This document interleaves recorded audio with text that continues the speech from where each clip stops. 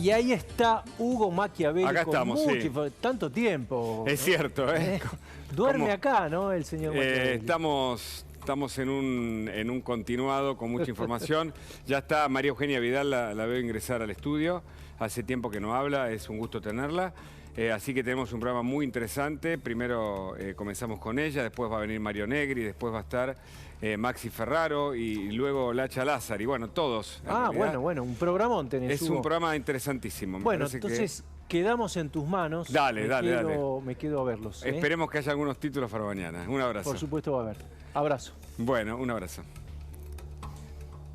Ahí comenzamos, por supuesto, Más Noticias a la Noche, con un gran equipo para contarte lo que está pasando a esta altura. Pero quiero aprovechar el tiempo, ya está sentada aquí María Eugenia Vidal, le doy la bienvenida. ¿Cómo estás? ¿Qué tal? Buenas noches, Hugo.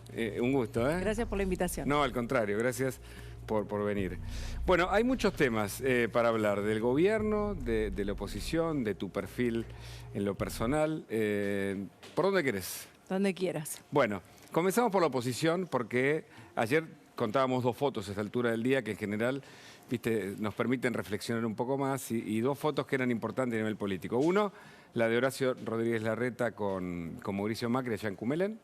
Y la otra, para que nos cuentes de las dos, y la otra, la cumbre del kirchnerismo en Merlo, en donde aparecían varias de las figuras, muchos reorganizándose para probablemente pelear en esta elección, o algunos también señalan para ver cómo se regrupan de cara al año próximo. Pero, ¿qué te dice esta foto, María Eugenia? La verdad es que a mí no me sorprende. Mauricio es alguien que nos ha recibido en su casa, en su lugar de vacaciones, en sus oficinas. Hace más de 20 años que trabajamos juntos. Hace más de 20 años que Horacio trabaja con Mauricio, conmigo. Luego se sumó Patricia y es parte del equipo. Para mí no son novedad. Esto es parte de lo que hacemos habitualmente. Lo que sí creo, y no lo digo por esta foto, sino en general, creo que la política tiene que dejar de trabajar para fotos. Y lo digo en particular por el gobierno, porque esa foto de la que hablaba el gobierno en la provincia de Buenos Aires, yo hoy estuve a la mañana en Quilmes, en Solano, con vecinos, escuchando la inseguridad que padecen todos los días y que viene creciendo cada vez más.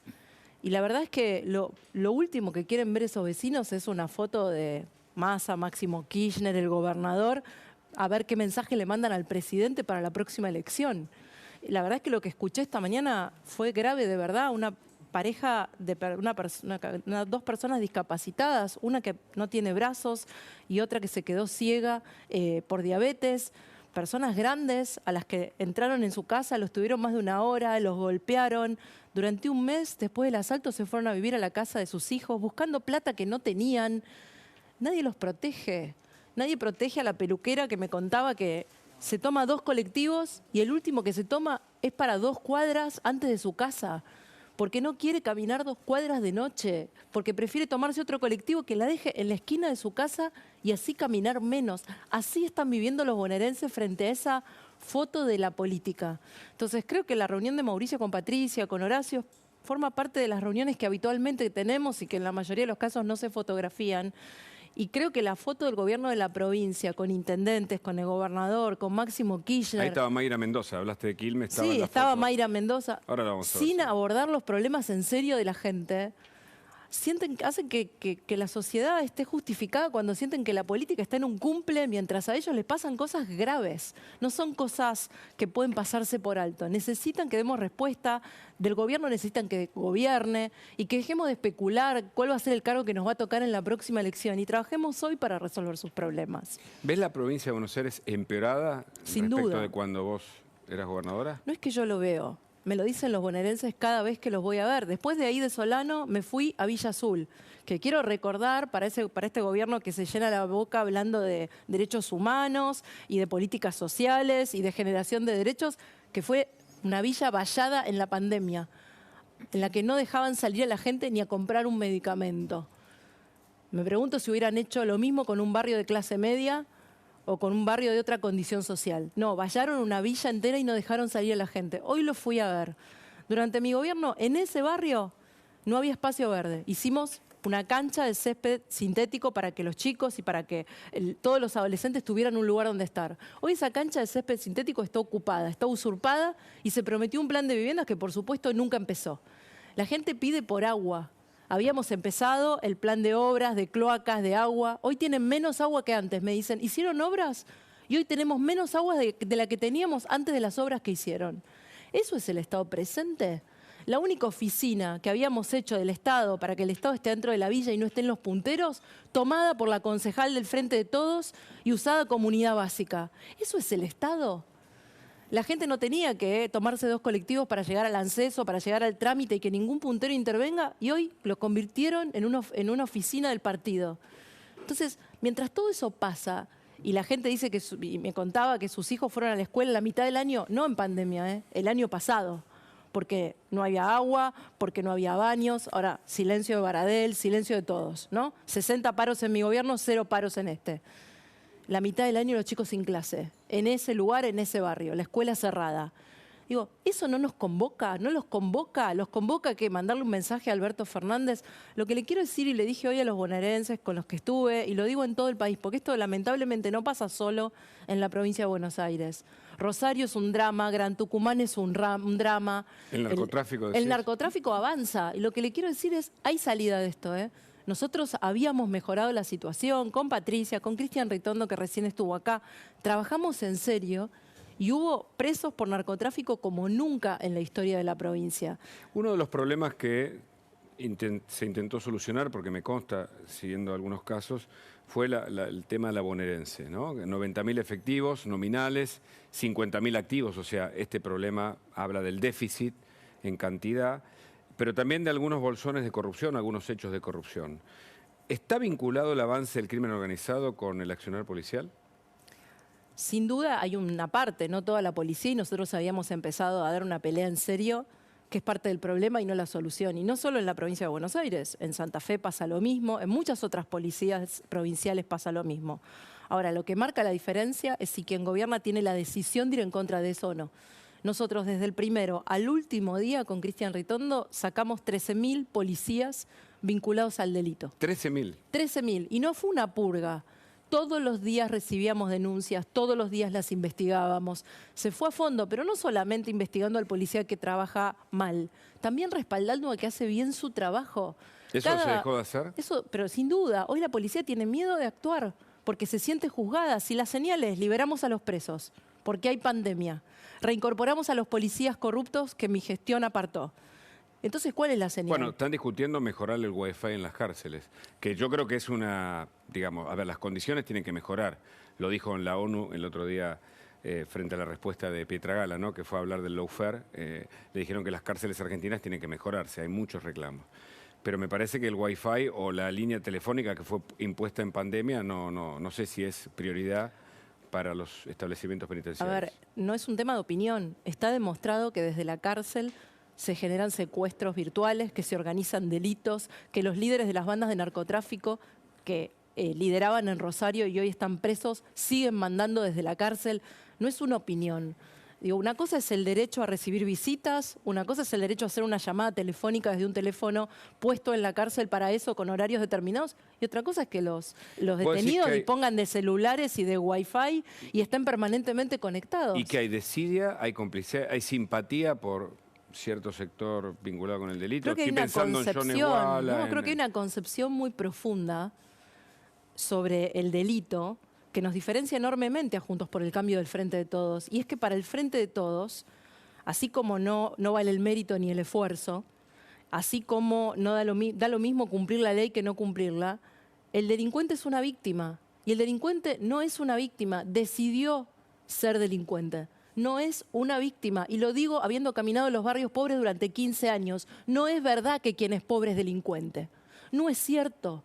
Hoy, en el barrio donde estuve, ahí en Villa Azul, vi muchas mujeres diciéndome, queremos trabajo para nuestros hijos quieren trabajar, quieren terminar el secundario, quieren que abra la escuela. No queremos hijos víctimas del narcotráfico convirtiéndose en soldaditos. No es cierto que la pobreza genera delincuencia. Ahora, el delincuente tomó la decisión de delinquir, violó la ley y lo que tiene que hacer es someterse al sistema judicial y pagar por lo que hizo. No hay justificación, así como no hay justificación en el extremo, que todavía hay algunos sectores de la sociedad para la madre y la pareja de Lucio, y no hay justificación para los rugbyers que mataron a Fernández Báez Sosa. De la misma manera, no hay justificación para Joan Esguala.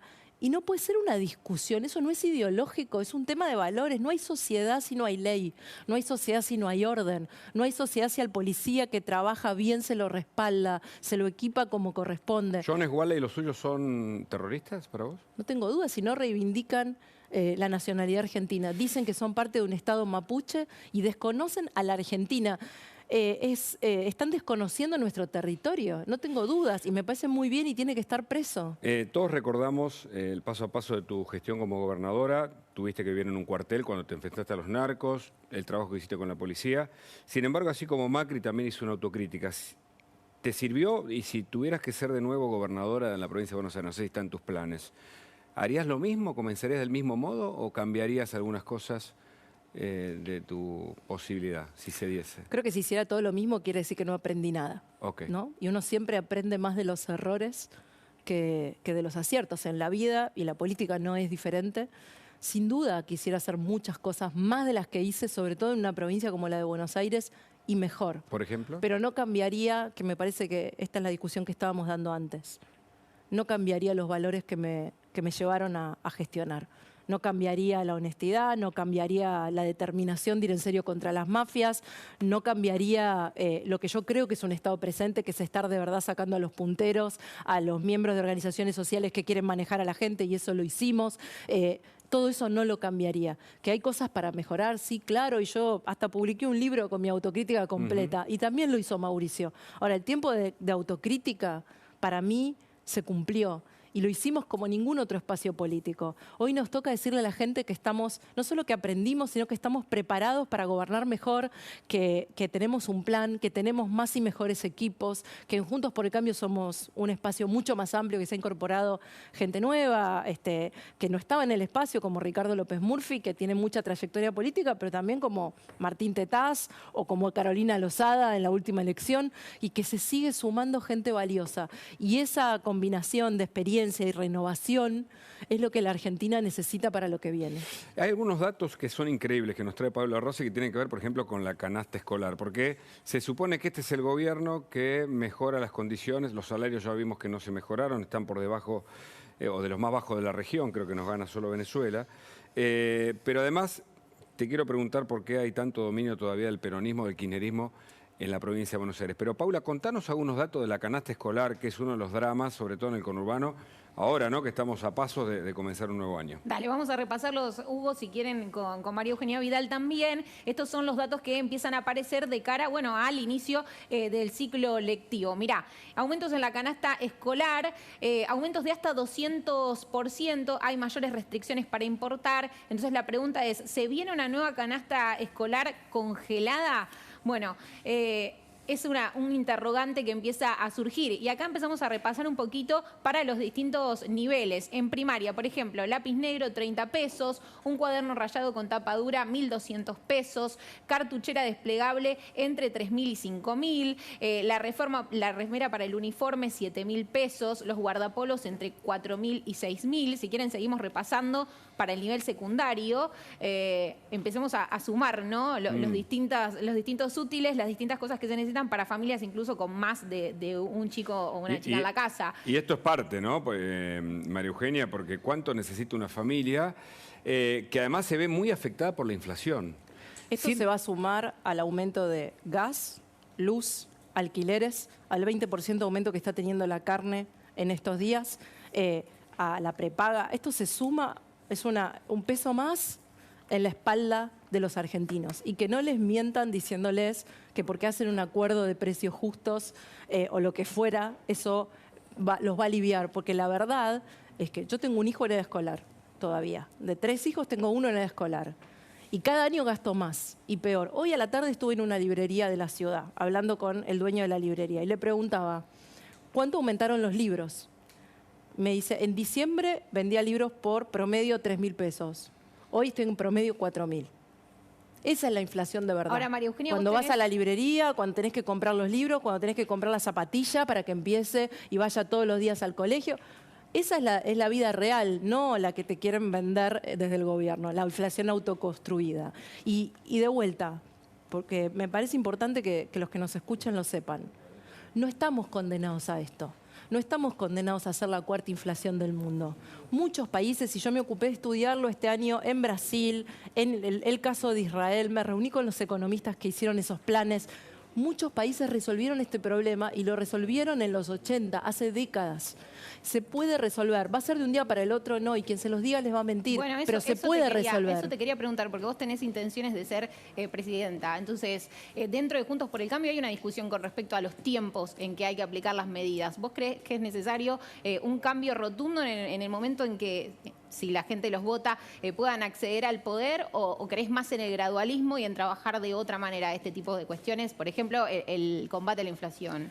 Cuando vos te toca gobernar un país con 1 millón más de pobres, como se sumaron los últimos 3 años, va a ser seguramente un 400% de inflación acumulada en diciembre de 2023 como mínimo. No podés esperar, no podés avanzar despacio, porque los cambios tienen que ser rápidos y profundos. ¿Y cuáles son esos cambios rápidos y profundos? Primero, ¿cuáles son las primeras medidas que tomarías en caso de que la gente te vote y te elija como presidenta, por ejemplo? la primera es no le podés pedir ningún esfuerzo a la sociedad si primero no haces un esfuerzo vos. Ajuste de la política, número 1. Y ajuste de la política no es pasar de 20 ministerios a 10 únicamente. Eso es lo obvio. Digo, ajuste de la política significa eliminar jubilaciones de privilegio, en serio. Yo no sé cómo a la vicepresidenta no se le cae la cara de vergüenza de cobrar 140 jubilaciones todos los meses. Hoy está Ocaña acá y dijo que cobra 6 millones de pesos, mientras las jubilaciones son de 50.000 pesos en la y sin duda no tiene un problema patrimonial ni de llegar a fin de mes. Claro. Entonces, obviamente revisar todos los privilegios, y no digo que lo voy a hacer, yo lo hice. En la provincia de Buenos Aires se eliminaron las jubilaciones de privilegio y yo siempre digo con orgullo que voy a ser la primera gobernadora que no la va a cobrar. Porque yo decidí ser la primera gobernadora que no cobre ninguna jubilación de privilegio, y no solo yo, los senadores, los diputados, no existe más eso. Ajustes en la política. Primero, ajustes en la política. Reforma laboral. Segundo, una moneda. No hay un país que pueda desarrollarse con 15 tipos de cambio. Yo te pregunto, ¿a cuánto está el dólar? ¿A cuál de todos? Y todos los días cambia.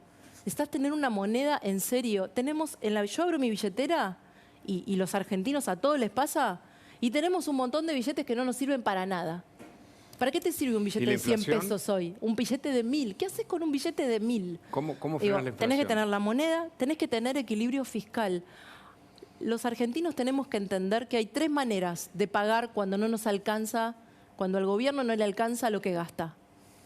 Con más impuestos, y no le podemos pedir más al sector privado porque necesitamos que genere trabajo. Con más deuda, y la Argentina no se puede endeudar más. Este gobierno, que estaba tan escandalizado con la deuda de Mauricio Macri, se está endeudando mucho más y más rápido que nosotros. Y tercero, con emisión, que la pagamos todos en el supermercado y ya sabemos lo que nos cuesta. Moneda. Entonces, ajuste la política. Tenemos que llegar al equilibrio fiscal. Tenemos que fortalecer nuestra moneda y definir un tipo de cambio. Tenemos que llegar al equilibrio fiscal. ¿Y cómo se llega con un ajuste? ¿En qué áreas?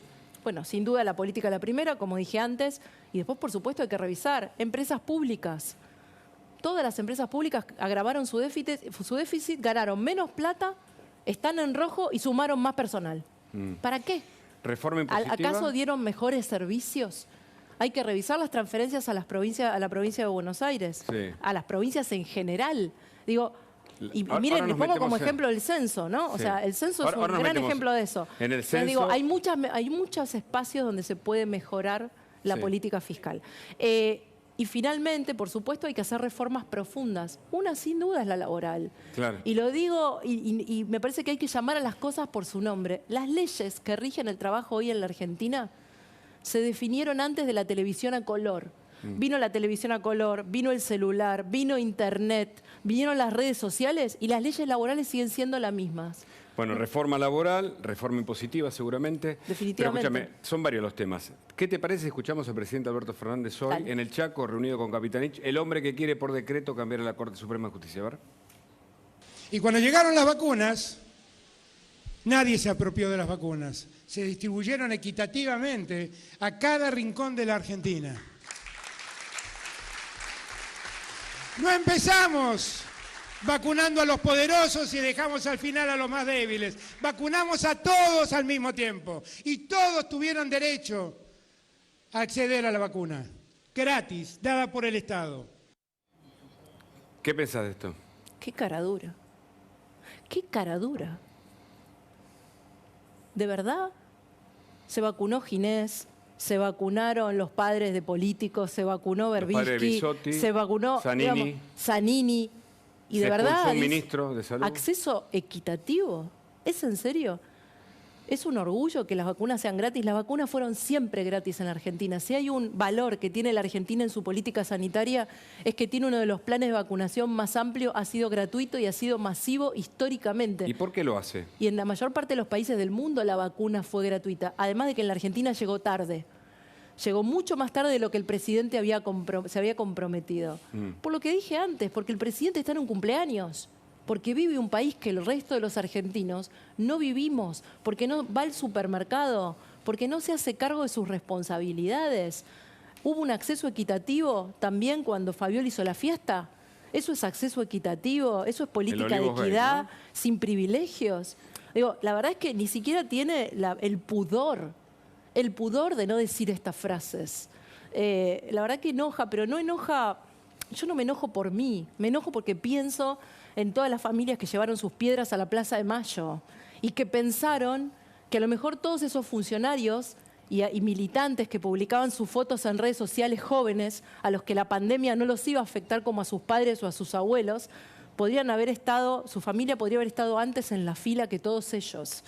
Entonces es de una insensibilidad y de una indiferencia por el dolor y por lo que pasa, la misma que vi hoy en Quilmes cuando veía esa pareja de personas discapacitadas que no pudieron volver a su casa durante un mes después del asalto y que nadie les dio respuesta. ¿Querés ser presidenta? Yo ya he dicho públicamente que me gustaría. También yo, como muchos ciudadanos, estoy cansada de ver las discusiones de candidatos y las fotos y las especulaciones. No voy a especular. Voy a trabajar por mi país desde el lugar que la gente elija. Sí, claro que después de haber gobernado la provincia y la ciudad con Mauricio me encantaría esa posibilidad, pero no pongo el carro delante del caballo y lo vengo diciendo desde hace mucho tiempo. Muchos señalan, en la política viste que hay muchas fuentes, los periodistas tenemos la obligación de consultarlas, que tu propuesta no es para el 2023, sino para más adelante, teniendo en cuenta que sos muy joven. Yo quiero transformar el país, y gracias por lo de joven. Voy a cumplir 50 año, así bueno, que... Sos joven, o sea que en una carrera presidencial, digamos, dentro de 4 años también tenés posibilidades. Quiero transformar el país y siento que tengo la experiencia y el aprendizaje, sobre todo, que me parece que este país requiere para ser gobernado mucha humildad, un equipo, y yendo a tu pregunta, también requiere en esta campaña que todos los argentinos evalúen no solo a los candidatos, sino su capacidad de formar equipos, de buscar a los mejores, porque estas dificultades que vamos a tener que enfrentar no las va a resolver un presidente o una presidenta. La va a resolver un enorme equipo de dirigentes y de argentinos en todo el país. Si acá no empujamos todos y el equipo tiene millones, esto no se resuelve. No importa cuán brillante o capaz sea quien le toque gobernar en diciembre del 23. ¿Vos ya descartaste de plano una candidatura en la ciudad este año? Yo ya he dicho que no trabajo ni aspiro a ser jefe de gobierno de la ciudad. Ok. Las dos últimas, te preguntaba por la reforma que leí que también pensás laboral e impositiva. ¿Cómo se hace en una Argentina con los sindicatos, con todas las agrupaciones sociales que parece que impedirían cualquier tipo de cambio en esta naturaleza? Eso es lo bueno de la democracia. Va a haber una elección y los argentinos van a elegir, y van a elegir entre dos modelos de país donde muchos sindicatos van a estar apoyando al Frente de Todos, van a elegir entre el modelo de país que ofrece el Frente de Todos y el modelo de país que ofrece Juntos por el Cambio. Y si los argentinos eligen el modelo de país y el proyecto de país que tiene Juntos por el Cambio, están eligiendo también cambiar las reglas por las cuales cada pyme en la Argentina, que son las que más generan trabajo, puede contratar gente. Hoy cuando estuve con este librero me decía, yo prefiero no tomar a nadie, podría tomar más gente, pero prefiero no tomar a nadie porque prefiero trabajar yo un turno más que tomar a alguien más porque tengo miedo por los juicios laborales, Porque sé que te pueden fundir, un juicio laboral te puede fundir. Y eso no me lo dice un librero de la Ciudad de Buenos Aires únicamente. Yo recorrí todas las provincias del país el año pasado, hice más de 50.000 kilómetros y me dediqué específicamente a ir a cada pyme, cada sector productivo. No hay sector productivo de la Argentina, no hay sector que genere trabajo en la Argentina que no te lo diga. Tengo miedo de tomar gente y si quiero tomar gente me cuesta encontrar. Digo, esos son dos denominadores comunes en toda la Argentina. ¿Sacaría los planes? Yo creo que los planes están agotando su ciclo. Sin duda creo que es una tarea difícil, pero seguro lo que sí se puede hacer muy rápido es eliminar la intermediación. Digo, no hay dueños de planes, el vínculo tiene que ser directo entre el Estado y las personas que reciben una ayuda, y esa ayuda debe ser transitoria, no puede ser para siempre. Y vamos a tener que apostar a la formación, a la capacitación, al trabajo, a la contraprestación laboral, a muchas cosas para que eso se transforme en empleo de verdad y que no sea para siempre. Pero sin duda el ciclo de gente que somete a otros a cambio de un plan es un ciclo agotado en la Argentina. Milei sí, Milei no. Yo creo que el voto es de la gente. Y un error que hoy tiene la política es creer que porque se acerca a determinados dirigentes va a tener determinadas cantidades de votos. El voto es libre, es de cada uno de los argentinos y nuestra responsabilidad es que crean en nuestro proyecto, que crean en nuestras propuestas y que por eso nos acompañen, no porque estemos con un político o con el otro. Creo que eso es confundir dónde está el protagonismo y dónde está lo importante. María Eugenia, ¿vos ya pensás en un compañero de fórmula? No, todavía es muy temprano para eso. No quiero ser parte de más de lo mismo que hoy muchas veces me genera rechazo. No quiero más, digamos, no quiero ser parte de los que están discutiendo cuál es el lugar que le va a tocar anticipadamente. Cierre de listas es en el mes de junio. Hay mucho por hacer todavía, tengo mucho por escuchar a los argentinos, tengo mucho por trabajar en propuestas, en conformar equipos, en buscar nuevos dirigentes. Hay mucha gente valiosa, joven, que quiere hacer política en la Argentina y que tiene que encontrar su espacio y no que siempre seamos los mismos. Hay mucho para hacer y para recorrer antes de especular con compañeros de fórmula o con candidaturas. Se sabe de la interna del Frente de Todos. Hay una interna Juntos por el Cambio. Hoy hubo alguna manifestación del tema en el sector que dirige Bullrich. Está Macri tomando su decisión. Si Macri te pide que te postules a algún cargo, ¿vos lo harías, por ejemplo? La verdad es que yo ya he dicho públicamente que si él compite para presidente yo no me voy a presentar. Eso es una decisión y creo que está bien que sea así. Luego, la verdad es que yo quiero ser presidenta y si no, acompañaré. Digo, no hay una carrera de cargos en la política. Hay una convicción, hay una gana de hacer, hay una gana de transformar y después la gente sola te pone en el lugar que te corresponde. Hay que dejar de pensar que cada elección es un lugar, un cargo para ocupar. Yo hice un camino en la ciudad, hice un camino en la provincia y quiero ofrecer mi experiencia para ese camino. Si no es mi momento, no será mi momento, pero hay que dejar de correr como locos detrás del cargo y correr detrás de las transformaciones. Esa es mi convicción, esa es mi vocación y eso es lo que quiero hacer. ¿Tu relación personal cómo está, tu pareja? Muy bien, la verdad que... Te saqué una sonrisa al final, te distendiste. Sí, señal de que estoy enamorada. Muchas gracias por tu Gracias. visita. Hasta luego.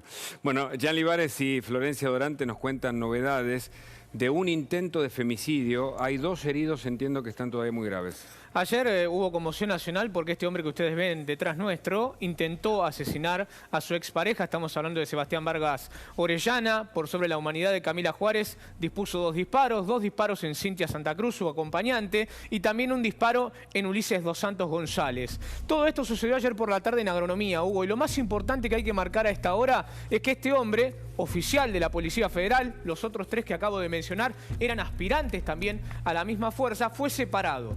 Y mañana va a ser indagado. Pudimos tener contacto con el juez Manuel de Campo. Esta es un título, te diría, de información urgente. Mañana será indagado este hombre que casi mata a 3 personas. ¿Por qué digo casi? Porque Cintia Santa Cruz ya fue dada de alta. Pero en el hospital Churruca están peleando por su vida su expareja.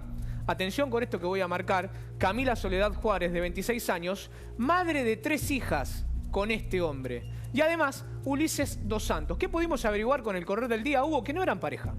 Que este hombre literalmente era un enfermo de los celos. Un hombre totalmente fuera de sus cabales que planeó el ataque, los esperó en Nazca y Veró, en el barrio de Agronomía, y sucedió lo que ustedes ven en imagen. Esta chica tirándose adentro de un negocio, pidiendo por favor ayuda, me voy a morir. Bueno, porque le había disparado en 2 oportunidades. Les tuvieron que extirpar el útero.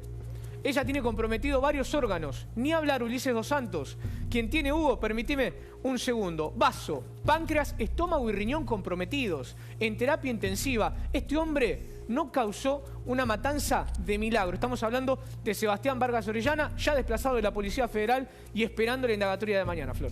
Y con respecto a la gravedad del hecho, también hay que resaltar que este caso fue ejecutado con el arma reglamentaria de Vargas Orellana.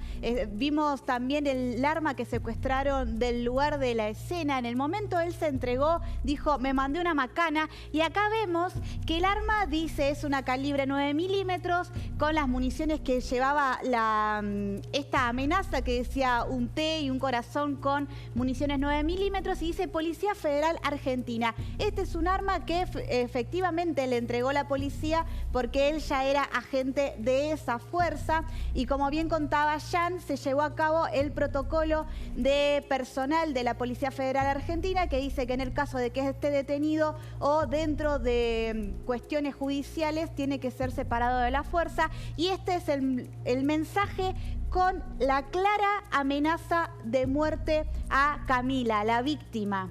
Son todas para vos si me llegás a engañar y estas seguramente sean municiones también que haya entregado el Estado a este policía. Hugo, un segundito, Sí, claro. Te pido esto porque ¿ves que ese mensaje dice 1315? Es del celular de él. ¿Sabés cuándo se lo secuestraron? ¿Cuándo? Inmediatamente después del ataque. Es decir, este mensaje se lo envió 2 horas antes de que después casi la mata. Y ahora vamos a escuchar las modulaciones que efectuaron los policías de la ciudad de Buenos Aires en el momento que se enteraron de este hecho y acudieron al lugar. Se tratarían de 2 personas con herida de armas. Le amplío. Sobre Nazca y Beiró tengo una femenina de Policía Federal con 2 heridas de arma de fuego en el abdomen. Lo que sería Nazca 3524, dentro de un local, una femenina con una herida de bala a la altura de la pierna izquierda. Sería a la altura de la pelvis. Ser masculino armado que efectúa disparo. Afirma, hay otro masculino, sería personal policial. El masculino indicado con remera fucsia. Al momento se lo encuentra identificando, el mismo se encuentra ileso. Claro, se interpreta que tenemos el masculino que se había irradiado en primera instancia detenido. El masculino que tenemos demorado acá en el lugar es también personal policial de Policía Federal. Sebastián Vargas Orellana está en poder de la justicia, mañana será indagado por el juez de campo, pero Hugo, vamos a escuchar la palabra de los testigos, los que estuvieron en el momento de la balacera. A ver. Nada, se escucharon ruidos, explosiones, después nos dimos cuenta que eran tiros, nada, abrimos la puerta y venía, no sé, una señora caminando herida, que la ayudemos, la metí al taller, se seguían escuchando los tiros a la vuelta, bueno, cerramos la puerta cuando terminó todo, salimos y vimos a ese muchacho sentado en la esquina. Nada, había dejado el arma, todo, ya, eso es lo que... ¿Qué te decía la mujer Camila, no, ella decía que se estaba muriendo, que la ayudemos, pedía mis hijos, decía, eso es lo único que decía. La atendimos acá a ella y después a ratito nos dimos cuenta que había otra chica acá a la vuelta también que estaba tirada, estaba mal herida. ¿Y qué la atendieron? ¿Otros comerciantes también? Sí, Después llegó la ambulancia. Gente que pasó y le hizo primeros auxilios hasta que vino la ambulancia. ¿Y decía algo el hombre? Nada, me mandó una macana. Me mandó una macana. Eso dijo. Me mandó una macana. Ahora es increíble, un policía federal que sigue a su pareja, que dispara contra 3 personas, uno sale corriendo, la locura en agronomía. Mañana se van a conocer parte de los materiales grabados de las cámaras de seguridad, aparte de las declaraciones de los testigos, ¿no, Jan? Así es, y además, Hugo, él fue apartado de la fuerza, como te decía recién, ingresó en el año 2020, pero ¿cuál es la historia? Porque muchos se decía, estaban yéndose, llegaban. ¿Sabes por qué pararon en Nazca y Beiró? ¿Por qué? Porque a media cuadra vivían estos 4 aspirantes. ¿Por qué? Son del interior. Esta familia era de Jujuy. Vinieron aquí a estudiar para ser policías. Vivían todos juntos. Entonces, Camila Juárez se separó de este hombre que ya era oficial. Pero para abaratar costos, vivía en un departamento con otros 3 aspirantes. Reitero, esta era una familia unida. Tienen 3 hijas. Ahora, la locura del policía federal, yo no sé hasta qué punto está instruido, porque él mismo, después de disparar, deja el arma a un costado, espera que lo detengan y dice, me mandé una... Es tremendo. cagada. Es más, si querés, Hugo, y me permitís, macana. escuchamos otro testimonio. Dale, por favor, dale, escuchemos. Sí, terrible lo que hemos vivido. No entendíamos nada porque escuchamos mucho griterío y tiros y bueno, nos tiramos todo al piso. Yo justo estaba en la parte del taller mecánico acá al lado donde se fue a refugiar la chica.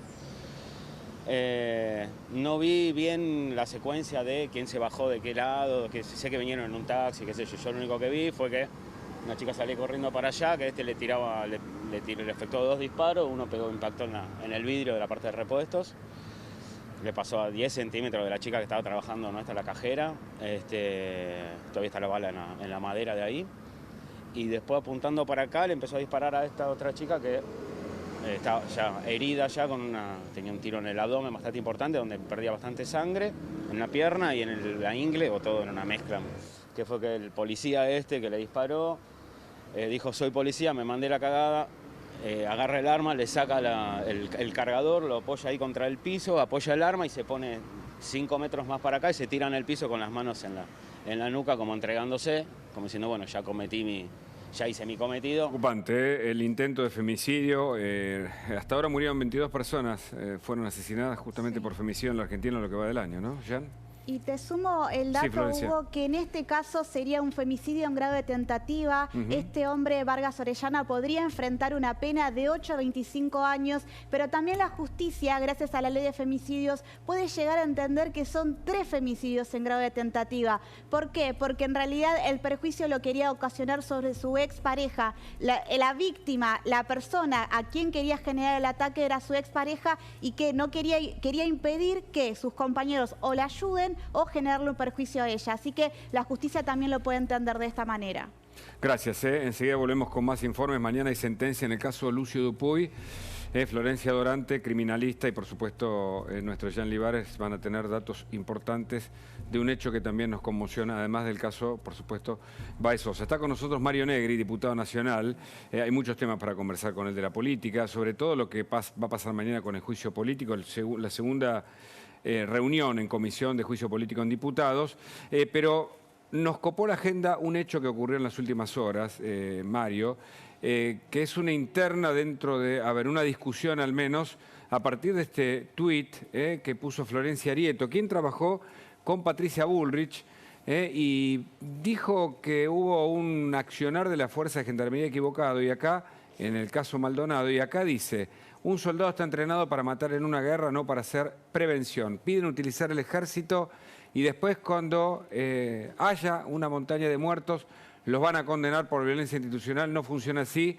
Mejoremos la policía, pero no hagamos demagogia. Claro, le responde a Bullrich, y obviamente salió Iglesias y varias personas que trabajan con Patricia Bullrich para decir que está equivocada en las apreciaciones, porque además daña a Juntos por el Cambio. Mario, ¿coincide usted? ¿Qué está pasando?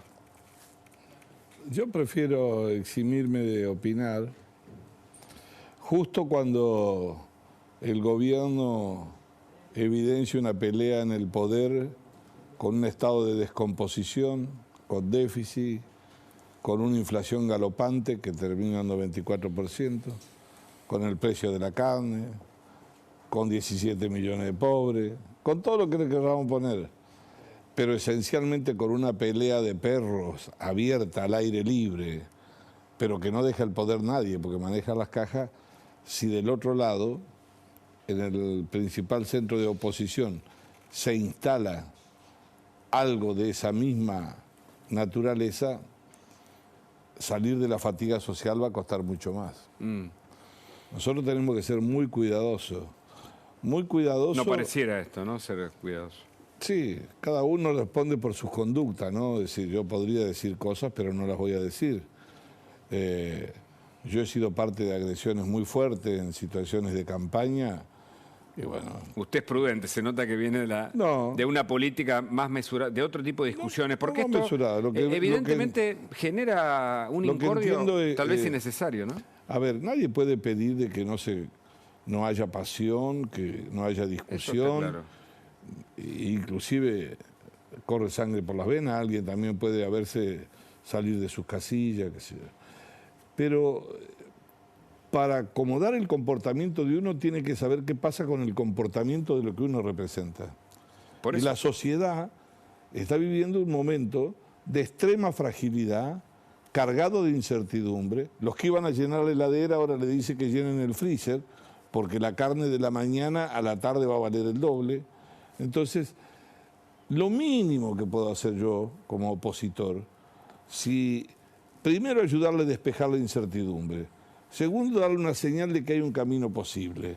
Y tercero, de que no somos lo mismo. No somos lo mismo. Para no ser lo mismo, hay que demostrarlo. Entonces, no hay ninguna razón, en ninguna campaña interna, en ninguna aspiración legítima, en una fuerza política o en una coalición fundamentalmente y en una situación de extrema debilidad como está la Argentina, no existe ninguna razón para que alguien no controle la lengua para ir a un medio. Hay que controlar la boca, hay que hacerse responsable. Y si después pide disculpas, las disculpas hay que pedirlas en público. En privado no son disculpas, son secretos. ¿Hubo disculpas? No conozco, yo no participo de esto, ni siquiera me detengo, digo absolutamente la verdad. Ayer yo estaba en Córdoba, en Carlos Paz, había ido Bullrich y estábamos Vamos a ver un por el tuit cambio, suyo. Acá lo vemos, acá vemos. Cambio con ella. Sí, lo vemos ahí en un abrazo afectuoso. Está cerca de Bullrich usted, Negri. No, yo no, estoy cerca mío. No, acá está cerca de Bullrich. Sí. Bueno. No, porque si me desmiente esta foto... No, ¿cómo voy a hacer eso? Y además, acá está el tuit, por Patricia. Es un chiste para aflojar. Estoy con Patricia Bullrich recorriendo Carlos Paz, mucho fervor en las calles, desde Juntos por el Cambio Córdoba estamos unidos y preparados para darles un nuevo gobierno a nuestros queridos cordobeses, un cambio rotundo con más trabajo y oportunidades para todos. Con Gerardo Morales, estuve acompañándolo, por supuesto, en mi partido, el presidente de mi partido, he estado con Larreta, con ella, y Juntos por el Cambio lo primero que tiene que demostrar es que es creíble de que podemos coexistir entre nosotros, si no, no le podemos pedir a los demás que coexistan entre ellos. Por eso, llama la atención porque además, usted sabe, ¿no? Sí. En algunos lugares de esto hacen una novela ampliada de capítulos, series... Pero por supuesto, ¿y si usted le da de comer? No, nosotros lo que tenemos que hacer es... usted, dije. Nosotros lo que tenemos que hacer es contar lo que está pasando. Hablo genéricamente. Digo, para que la gente también para tenga... quien le da de comer, digo, quise referirme. Si a alguien le da de comer, es lógico que suceda. No, ahora, que realmente llamó la atención. Pero, y bueno, se ve que ocupa un espacio. Y la energía nuestra debe estar puesta en otro lado, en otra dirección. ¿Pero usted teme que este tipo de episodios puedan incrementarse? No, han sucedido. Porque ayer Pinedo dijo, y me encantó, la verdad que Pinedo también muy moderado, dijo, es normal, la competencia es sana. Entonces yo dije, qué sensato. Y hoy de repente me encuentro con esta noticia. Bueno, no, y además, se ha fijado los últimos días, el ministro del Interior desmiente lo que manda a decir. Y después dice, bajemos el volumen todo, y sale uno de los jefes de la cámpora diciendo prácticamente que el presidente es cualquier cosa. Digo, se han perdido todos los bordes y quienes conducen el país más. Pero hay que tomar dimensión de la caída libre en la que está la Argentina. Por supuesto que puede salir. Hay que ser optimista por naturaleza, no voluntarista. Pero acá hay un Himalaya para crecer, para caminarlo, descalzo y sin retroceder. Y eso significa, nosotros hemos sido gobierno, tenemos que comenzar a explicar a la sociedad todos los días por qué es la crisis, por dónde se produce, y empezar a dar señales fuertes también de qué cosas no vamos a hacer de todas las barbaridades que ha hecho este gobierno. Para concluir el tema Arieto, y nos metemos en un informe de la foto de ayer en Morón, la cumbre, perdón, en Merlo. Qué tema ese, ¿no? El de la cumbre en Merlo, de la Cámpora, etcétera. Pero ¿puede tener que ver lo de Arieto con que antes estaba cerca de Bullrich o trabajó con ella y ahora está cerca de Larreta? Perdóname. No quiere... está bien, no voy a... Yo pasé un proceso interno y yo con ella nunca tuve mala relación. Pero cuando fue en el proceso interno, fue a insultarme a mí. Entonces, out. Yo las cosas las paso, ya tengo el lomo acomodado. Entonces, no me gusta a mí pasar el tiempo explicando cómo son los otros y cada uno se debe explicar por sí solo. Está muy bien. Creo la energía, y más ahora en Juntos por el Cambio. Más ahora. Tiene que estar bien focalizada. No solo focalizado. Nosotros tenemos que tener una energía capaz de que la sociedad pueda volver a confiar en nosotros para salir de esta crisis, que vamos a cumplir 40 años de democracia y que no es solo recuperar la democracia. Vamos a ir a una nueva transición porque hay que reconstruir institucionalmente la confianza en este país al gobierno. La gente no espera nada del gobierno. Nada, si le ponen la inflación al 110 se la van a dar vuelta, a ver cómo hacen. Pero Mario, vamos a ver esta foto que nos va a explicar Paula, ocurrió ayer, pero tiene más detalles sobre la foto. Vamos a conversar con usted de esta foto porque claramente el kirchnerismo se regrupa y hay un sector del peronismo que también, y hay un sector del Frente Renovador, porque allí está Massa, que también busca regruparse de cara a las elecciones que vienen y tal vez al 2024. Contanos, Paula. Bueno, Hugo, y ayer lo teníamos en vivo, en el momento en que se estaba desarrollando esta cumbre, esta foto que dice mucho con respecto al Frente de Todos, porque en ella vemos sobre todo a dirigentes del kirchnerismo y del masismo. Y un dato que te doy antes de que entremos en las repercusiones. Vos sabés que desde el entorno de Sergio Massa siguen diciendo que él no quiere ser candidato a presidente. Hoy me dijeron porque es incompatible ser ministro de Economía y ser candidato a presidente en el mismo tiempo. Y esto Massa lo manifestó en esta reunión que estamos viendo acá atrás, en este asado con ensalada que compartieron. Hubo asado ahí entonces. Hubo asado en Merlo, recibidos por Gustavo Menéndez, intendentes de la primera y la tercera sección electoral, referentes de peso del Frente de Todos, Guado de Pedro, que suena fuerte como uno de los presidenciables del Frente de Todos, del riñón del kirchnerismo. En el centro de la foto, Axel Kicillof, Sergio Massa, como te contaba, más acá Máximo Kirchner, representación también del movimiento Evita con Mariel Fernández, intendenta de Moreno, dentro de lo que es esta postal. Santiago Maggiotti también que se suma a la foto. Lo tenemos a Gabriel Catopodis acá sobre Guado de Pedro y hacemos un parate en Gabriel Catopodis, porque habló esta mañana Catopodis. ¿Y cuál fue una de las cosas que se planteó después de que nosotros viéramos esta foto? ¿Falta representación del gobierno nacional? Nos preguntábamos, ¿te acordás que anoche hablábamos y decíamos, bueno, Catopodis es un intermedio, podríamos decir que responde un poco al presidente? Y hoy habló a la mañana Catopodis y quiso marcar que Alberto Fernández también tuvo injerencia en la agenda de la reunión. Y vamos a leerlo. En la foto. Mira, el objetivo de anoche, con una cantidad importante de intendentes, dirigentes del peronismo, por indicación también del presidente de la Nación, es iniciar una etapa marcada por preservar la unidad y ganar las elecciones, dice Gabriel Catopodis. Seguimos repasando. Declaraciones en Radio 10. No escuché proponer a nadie en la reunión de anoche que la alternativa es ir en dos proyectos diferentes. Todos tuvimos ayer en Merlo y lo viene planteando el presidente, la necesidad de reafirmar la unidad del Frente de Todos. Vuelve a nombrarlo Alberto Fernández.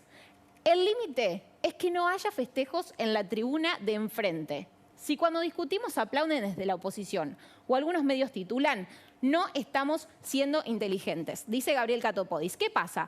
En el masismo y sobre todo en el kirchnerismo le están pidiendo a Alberto Fernández una mesa política donde se reúnan las partes más importantes de la coalición de gobierno para empezar a discutir qué es lo que pasa, para ver qué rumbo va a tomar la administración de cara a las elecciones, qué es lo que va a pasar. Recordemos, es un año clave porque se vota presidente. Y en el kirchnerismo sienten que Alberto Fernández, bueno, Máximo Kirchner lo dijo el domingo pasado, está cerrado a escuchar al resto de los compañeros. Entonces, hay una presión para una mesa política. Y esto es parte también de la presión, ¿no? Es decir, bueno, acá nos juntamos, las otras aristas de la coalición nos juntamos, acá lo tenés a Catopodis que dice, el presidente también adhiera a esta agenda. Bueno, vamos a ver si la mesa política con el presidente se reúne o no se reúne. Esto pasó anoche. Excelente. Mario, ¿qué opinión? Qué espanto, ¿no? Tiene que hacer una mesa política para hacerse cargo del gobierno. Les queda un año. Deberían hacer una mesa de acuerdo. ¿Qué espanto fue la expresión? Sí, espanto porque intentar desentrañar qué es lo que quisieron decir, tirándose misiles 24 horas. A las 24 horas diciendo que todo eso, faltó decir que era la oposición la que hablaba, no ellos. Es una... Pero mire que esta parte del peronismo estaba Alejandro Granados, el hombre Pero me parece bien, pero una toma... Está el Frente Renovador, representado por Massa, está la Cámpora Full, Máximo, Bueno, están los que gobiernan. Están los que gobiernan. Lo que falta es que ahora, cuando las papas queman, uno disparan y son los que prendieron fuego. Ojo que el kirchnerismo, el peronismo siempre es competitivo a la hora de eso no el momento del poder. No tiene nada que ver, yo no menosprecio a nadie. Lo que digo es que lo que no han sido competitivos es en la gestión. Lo que han hecho es ponerlo al país al borde del abismo. Miren, tengamos una sola idea. Solamente, ¿se acuerdan cuando Alberto Fernández decía que con las LELIC, es decir, con lo que el Banco Central prestaba en pesos, ¿no? Le iba a pagar el 20% de aumento a los jubilados. Sí, claro. Era 1 billón de pesos. ¿Sabe con cuánto está ahora? Con 10 billones. 10 billones. Tiene una deuda pública en pesos. Han construido un relato sobre la deuda y nosotros hemos sido ingenuos en no construir un relato. ¿En no refutar? En refutar, pero además no es refutar un día los gritos, es explicar todos los días, no dejarla pasar.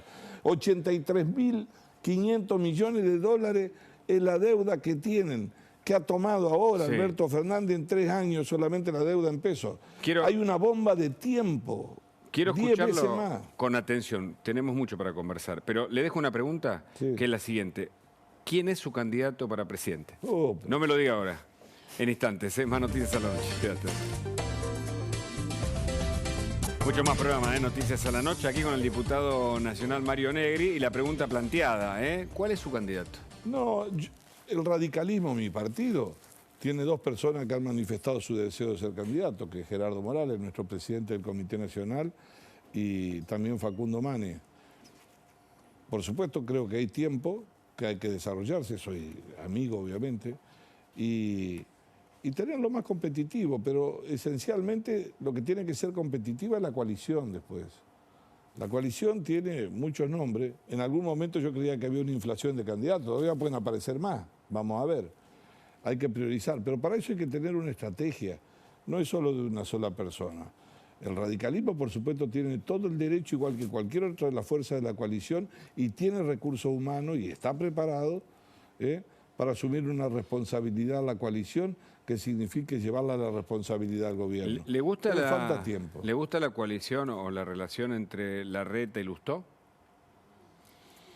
Para mí todas las relaciones civilizadas... Pero no fue muy enfático. Yo le leo el gesto, es como lo vi. No, que deben ser abonadas. Todas las relaciones deben ser abonadas. Yo no creo en las peleas personales. Cuando lo personal se traslada a la política no se vuelve. Es como cuando no se discuten ideas. Yo he tenido de todo. Mire, yo he ganado interna, he perdido interna. En el Parlamento he discutido y soy muy fuerte y obviamente... Pero por lo general trato de poner las cosas en el nivel a donde uno pueda discutir, volver a discutir. Estamos acostumbrados a un país a donde parece ser que en la política no se puede volver de donde vos venís después que decís algo. Y mucho ha tenido que ver la idea de esa grieta que el kirchnerismo la cabalga, es decir, todo es malo lo que no ¿Cuál es sea la mínimo. verdadera grieta, Negri? La verdadera grieta que se está construyendo en la Argentina es la de una pobreza descomunal a donde ya los informales son mayor que los formales. Es decir, los que no tienen trabajo, los que no tienen obra social, los que no tienen expectativa de futuro. La grieta que se está construyendo en la Argentina... ¿Es moral? ¿Es moral? Por arriba de todo, es de valores. Porque además están cultivando la idea sobre la fatiga social de que la ley vale si te sirve, si no, no. Y a eso me refería, ¿no? Porque Exactamente. hoy Zanini pidió que se vayan los Supremos. Está el juicio, mañana nos metemos ahí. Ustedes han visto mañana, la marcha que hicieron hoy. La marcha... en contra de la Corte, impresentable. Y se reclama que se haga un decreto para aumentar el número de jueces de la Corte. Usted sabe que eso no merece ni siquiera detenerse, pedir un DNU cuando la Constitución establece una ley especial con mayor... Bueno, nada. para eso está la justicia, para pero, controlar el Ejecutivo y también el Congreso para controlar el Ejecutivo. Pero por supuesto, lo que pasa es que para ellos el sentido de la democracia es una democracia plebiscitaria. Si a mí me votan, me dan poder por encima de los otros poderes. Es decir, nadie se pone al medio, ninguna institución. Y bueno, y si algo faltaba, vea lo que están haciendo con la Corte. La idea es esmerilar, atropellar. Si, siempre, y lo digo de buena fe, el kirchnerismo tuvo una obsesión, sueña, vivió con la justicia. Fíjense ustedes que Cristina en el 2013 vino con la reforma, ¿se acuerdan? La democratización de la justicia. Después vinieron la reforma judicial. El procurador. No, el procurador. El Consejo de la Magistratura. Pero no solo eso, vino el COVID y en vez de traer la vacuna más rápido, lo que trajeron fue la reforma judicial. Después crearon 1.600 cargos más en la justicia. Después, cuando no les gustaron las sentencias, empezaron con el atropello. Y yo creo que la idea, con este mamarracho que han presentado de juicio político, absolutamente liviano. Mañana hay comisión, ¿no? Mañana hay reunión de comisión, pero la comisión de juicio político. El propósito es decirle a los jueces disciplinate. disciplinate. Ahora, ¿qué es lo que va a pasar? Ustedes saben que el 9 de marzo se leen los fundamentos de la sentencia de la condenatoria de la vicepresidenta. Sí, y además, la causa de belidad. Claro, y además tenés un problema que la Cámara de Casación tiene que resolver sobre Otesur, las apelaciones Otesur también. y los sauces, cuaderno, cuaderno, la ruta del dinero acá, entonces, capítulo 2. La idea de esmerilar a la justicia, de que si el poder le desobedece, ¿por qué no le va a desobedecer la gente? Es un estado de preanarquía. Por eso yo te decía recién, lo repetí en otro canal también, debo ser de los únicos que habla de eso. A 40 años de democracia de aquella epopeya, que fue recuperar la vida sobre la muerte, la libertad, el derecho a elegir, pero a 40 años vamos a votar y el problema nuestro ya no va a ser solo la economía que arrastramos hace mucho y la cual se ha profundizado al borde del abismo. Es que además han demolido la credibilidad institucional en la Argentina. Entonces hay que reconstruir, hay que reconstruir las instituciones, hay que reconstituir la idea de orden, la idea de mérito, la idea de sentido de progreso. No puede ser, ahí pasaste vos, los femicidios, de que acá en el Gran Buenos Aires, todos los días lo pasan ustedes. 10 de la mañana va una mujer que compró 2 zapallos y le pegan un tiro. Sí. Encima le ponen un plus a la violencia, que es el plus de la impunidad, sin horario y a cara descubierta y sin edad. Entonces, si a eso le sumamos que nuestra política exterior es errática, es casi vergonzosa, los papelones que hemos hecho. ¿Has visto qué ha pasado con la CELAC acá? Han elegido de presidente de la CELAC al presidente de Granadina, tiene 100.000 habitantes. Tremendo. Y hace 20 años que es presidente. Pero además de eso, yo veía lo que hizo Lula, por ejemplo, ¿no? Que se ahora se reúne que es con un tipo Biden, distinto, con Xi pero Jinping, sí. estuvo pero, tomando mate con Mujica, fue a ver a la no, calle ¿sabe Pou. qué me acordé yo? Sí. Cuando el ALCA, ¿se acuerda? Y eran Sí. otros tiempos, ¿no? Y el populismo estaba muy fuerte. Vino Chávez, sí, lo de Mar del contracumbre. Plata. A Bush le pegaron hasta los tobillos cuando hablaba, ¿no? Ahora, Lula se fue un día antes. Claro. Y lo esperó en Brasil. Está bien. Para hablar en serio, ¿sabe de qué? De patente, de integración, de desarrollo mirada. económico. Ahora lo nuestro es hacer trampa. Claro. Entonces el país no tiene ninguna otra alternativa que no sea cambiar. Y nosotros tenemos que ser responsables de recuperar credibilidad si queremos que ese cambio venga acá. Mario Negri, muchas gracias por su visita. Un gusto, Mañana hay veredicto en el caso Lucio Dupuy. Jean Libares y Florencia Dorante tienen los detalles. ¿Se conocerán los años de sentencia si es que son consideradas culpables? Mañana el tribunal, Hugo, dirá culpable o no culpable. En consecuencia, seguirán leyendo el veredicto y ahí nos enteraremos si el tribunal opta por lo que impulsa la Fiscalía y la querella. Eso dilucidaría que tenemos una prisión perpetua. Pero hay que esperar recién a mañana al mediodía. Cristian Dupuy, el padre de Lucio, convocó a una marcha. Madres del Dolor lo acompañará. Se espera muchísima gente. Un operativo de seguridad muy importante en los tribunales de Santa Rosa La Pampa. Estará trabajando en vivo un equipo enviado especialmente a La Pampa de la Nación Más. Pero tenemos que repasar en este trayecto, este camino que hemos repasado, qué le pasó a Lucio, su historia clínica, su autopsia. Pero vamos un poco más atrás. Hablemos de Ana Clara Pérez Ballester, la jueza que le cedió la tenencia de Lucio a su mamá y a su pareja, principales acusadas de haberlo torturado, golpeado, abusado sexualmente hasta la muerte. Entonces, vamos a repasar, mientras ustedes pueden ver a Lucio, vamos a repasar el informe especial que preparamos con Florencia Dorante y, por ejemplo, vamos a comenzar por Ana Clara Pérez Ballester, jueza de familia de Santa Rosa La Pampa desde el año 2017, y la Fundación Más Vida, en el día de ayer, Raúl Mañasco, su presidente, la denunció formalmente. ¿Por qué? Porque le entregó la tenencia de Lucio a su madre y entre los argumentos detallaron la violación de los deberes de funcionaria pública. ¿Por qué? Porque según Raúl Mañasco no realizó ningún estudio socioambiental. Bueno, Y vos antes- sabés, Sí. me permito sumarte Obvio, un dato que nos por favor. contaba Gabriel Iesi, que la Asociación de Magistrados defiende a la jueza. Sí, Va la a ser apoyaron. una discusión muy fuerte porque dicen que fue el acuerdo que vos habías mencionado. ¿Te acordás ese entre acuerdo los padres. prejudicial, Hugo? Lo que pasa es que no solo está denunciada la jueza, también los actores intervinientes, tanto de la justicia como en una segunda etapa del sistema de salud, que tampoco previno lo que terminó ocurriendo con Lucio. Así que también sobre mañana, sobre el veredicto, perdóname que te quiero agregar esto. No, por favor. Y él sí dice que hay un recurso que tiene la defensa para que no se conozcan los detalles de los años si es que tiene la condena. Y que el tribunal puede decidir, en este caso, darlo mañana mismo. Veremos, Exacto. ¿no? Es un día clave, en un caso que tiene además el correlato de la ley, ¿no? Y cuando parte, por eso mismo, el correlato de la ley es saber qué pasó, cuál fue el trasfondo, por qué le entregaron a Lucio, si lamentablemente después lo mataron. Entonces, vamos a ver las declaraciones de Raúl Mañasco, el presidente Dale. de la Fundación Más Vida, en referencia a la jueza, ¿no? Sí. Tuvo varias alertas para evitarle la muerte a Lucio y no sabemos si por cuestión ideológica no cumplió con los deberes de una jueza de familia. ¿A qué se refiere Raúl Mañasco? No hizo un estudio socioambiental, ni antes, ni durante, ni después de entregar a Lucio. La denuncia se hace en contra de todos los funcionarios públicos que hubieran debido intervenir en el proceso. Es difícil pensar que la jueza no tuviera información o sospecha del contexto en el que se encontraba en la vivienda definitiva Lucio. ¿Por qué, Hugo? Recién Flor lo mencionaba. El Sistema Integral de Salud marca los historiales clínicos de cualquier institución médica. Claro. Alguien tenía que advertir lo que le pasaba a Lucio.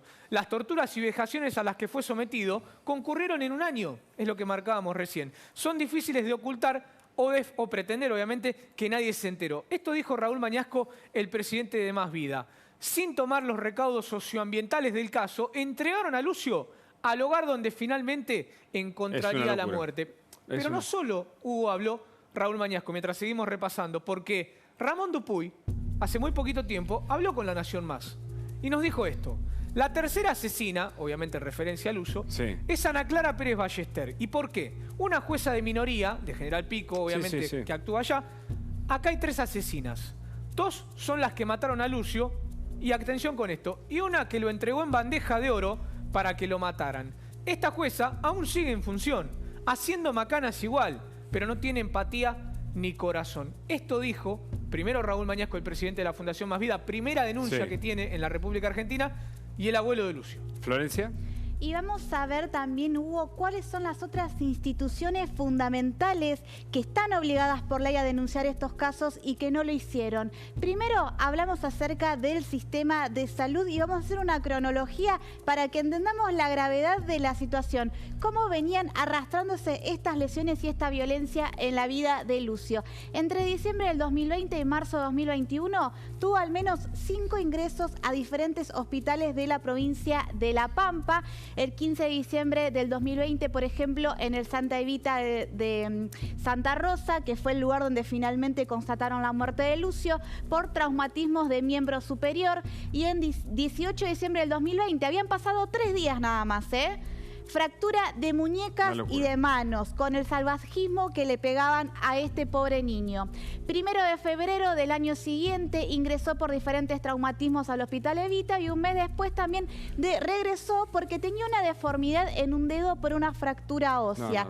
¿Qué es lo que determinó, Hugo? Es que alguien le había tirado los deditos tan fuerte hacia atrás que se los había fracturado. Y no solo eso, no lo llevaron al hospital. Esto le generó una deformidad en el dedito que finalmente meses después lo tuvieron que llevar al hospital.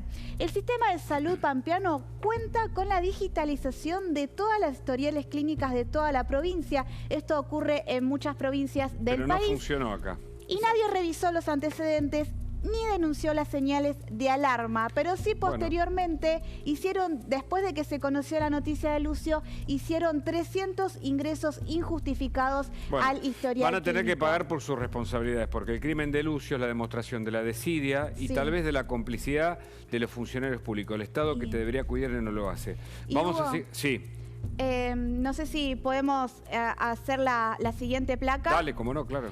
Tenemos también las responsabilidades del colegio y estuvimos analizando qué es lo que dicen los protocolos de la provincia con respecto a cómo tenían que intervenir. El protocolo dice que el maltrato que ocurra en el ámbito familiar es algo sobre lo que se debe intervenir, están obligados. La Ley Nacional 26.061 habla de los servicios educativos y de salud que deben intervenir y denunciar bajo pena de apercibimiento, o sea que se puede, por supuesto, presentar una denuncia penal ante el colegio y ante el sistema de salud.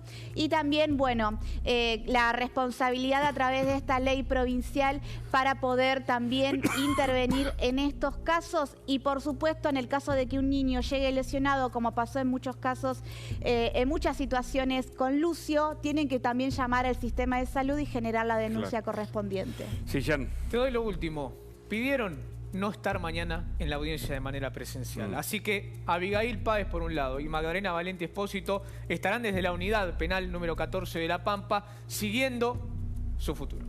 Bueno, y recordemos que el último fue una gran mentira. Dijeron que habían ingresado gente a robar y lo habían pegado hasta matarlo, porque cuando quisieron auxiliarlo, el nene ya estaba sin vida. Esta es la historia de Lucio Dupuy. Mañana habrá veredicto. Continuamos con una mesa también muy buena. Está el diputado nacional Maximiliano Ferraro para hablar con él, mucho para conversar de la política, por supuesto el juicio o el intento de juicio político a la Corte Suprema de Justicia. Y también está Eduardo Lacha Lázari, la economía que arde. Lacha, ¿cómo va? Buenas noches.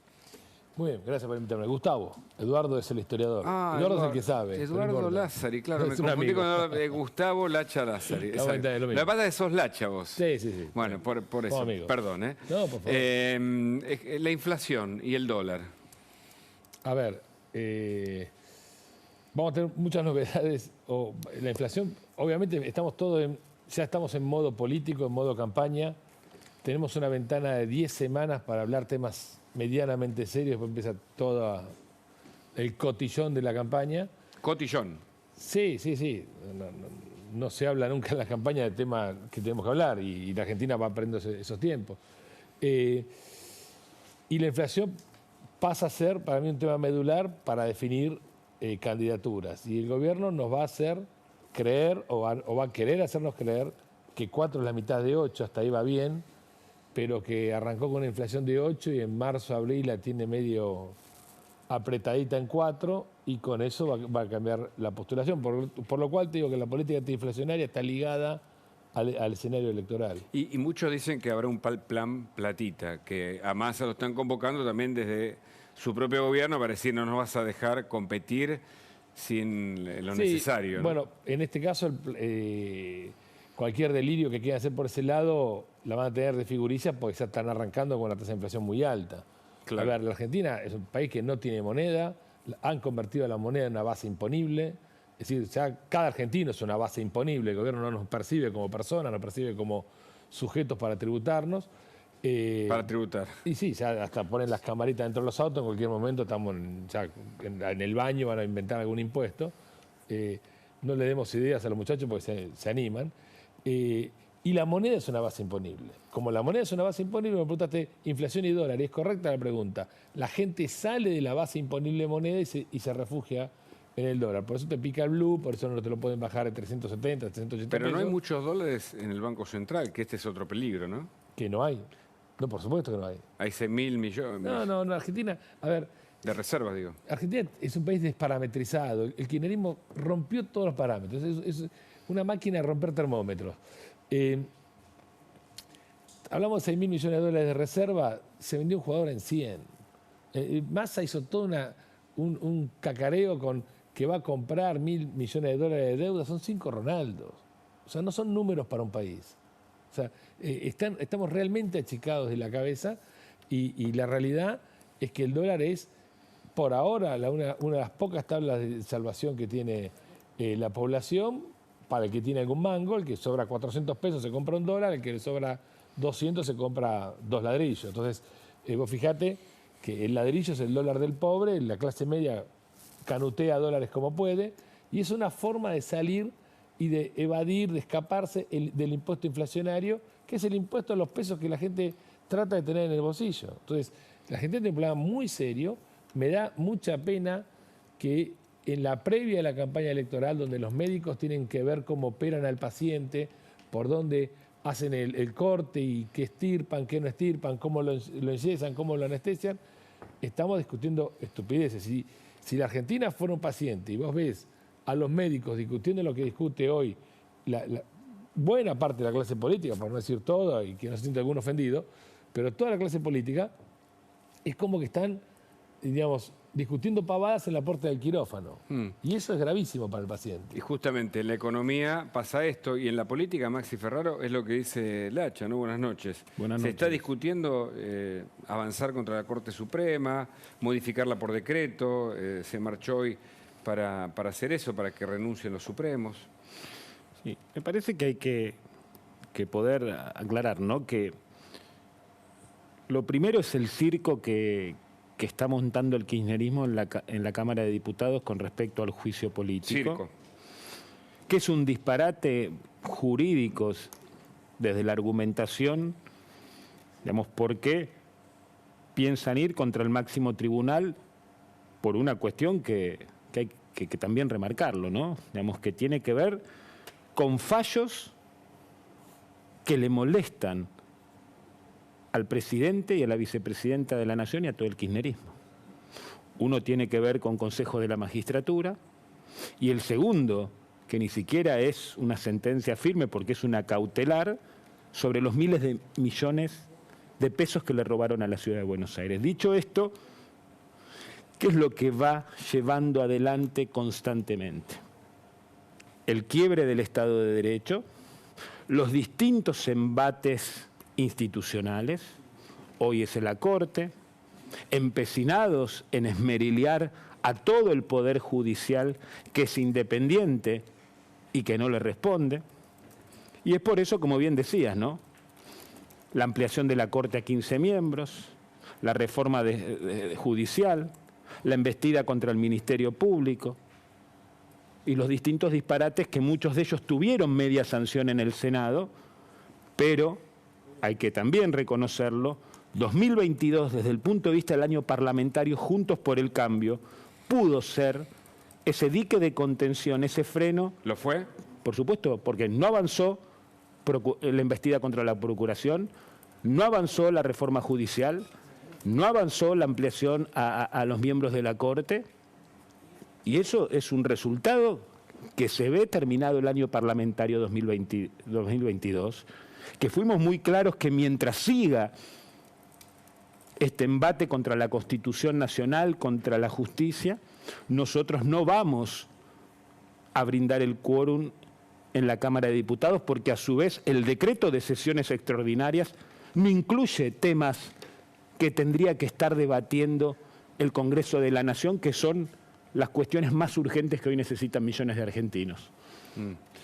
Y entonces, si la política está en ese nivel de avance sobre las instituciones, ¿esto también implica en la economía cada vez mayores riesgos? ¿En un año electoral nada menos? Mira, por supuesto, porque hay algo que se traduce en el fondo. Vos pensás que un bonista es una persona que pone pesos y le compra un bono al Estado argentino. Y quien tiene que pagar el bono le dice al que tiene que preservar la propiedad del bono, a la Corte, que la quiere echar a patadas. ¿Vos comprarías un bono de eso? No. O sea, mañana el gobierno defoltee. Mucho menos las inversiones, ¿no? Pero por supuesto. ¿Para qué pasó con...? No se puede atacar la base institucional, porque la parte central del crecimiento económico, el crecimiento económico es hijo de las instituciones. Adam Smith, ¿sabe lo que decía? Impuestos bajos, paz y una razonable administración de justicia. Eso hace que pase un país de la pobreza a la opulencia. Está diciendo instituciones básicas, paz, impuestos claros, bajos. Y el gobierno se la pasa con impuestos altos, de paz ni hablemos, porque en cualquier momento tenemos que salir con la cosa del Quijote para que no nos revienten a tiros. Y la razonable administración de justicia, bien, gracias. Maxi, te pregunto porque llamó mucho la atención la semana pasada que Elisa Carrió haya dicho, bueno, yo puedo ser candidata este año, no descarto esa posibilidad. Cuando vos consultabas dentro del entorno de Lilita decían, bueno, no lo confirmó, pero tampoco lo descarta. Entonces, ¿cómo ves vos esta posibilidad? O sea, ¿qué panorama crees que se debería dar para que Elisa Carrió diga, sí, voy a ser candidata o no voy a ser? Yo, por supuesto, que no descartaría una posible candidatura de Lilita, que eso seguramente será decidido entre ella y la coalición cívica en unos meses. Lo charlan a esto. Pero por supuesto que lo charlamos. Pero a su vez, si fuera así una candidatura como la de Elisa Carrió, yo te la inscribo en el siguiente análisis. Digamos, nosotros tenemos que poder entender que Juntos por el Cambio está constituido por distintos tipos de liderazgos y legitimidades. Y que me parece que es óptimo y está bueno que el electorado pueda tener distintos tipos de opciones para elegir. Pero ustedes no Y se en sienten ese representados por pero, ninguno de a ver, los candidatos, al menos que surgen en este momento. Yo creo que el principal argumento es este que te estoy dando. Primero, ni el PRO es dueño de Juntos por el Cambio, ni ningún liderazgo del PRO es dueño de Juntos por el Cambio, ni así el radicalismo, ni así la coalición cívica.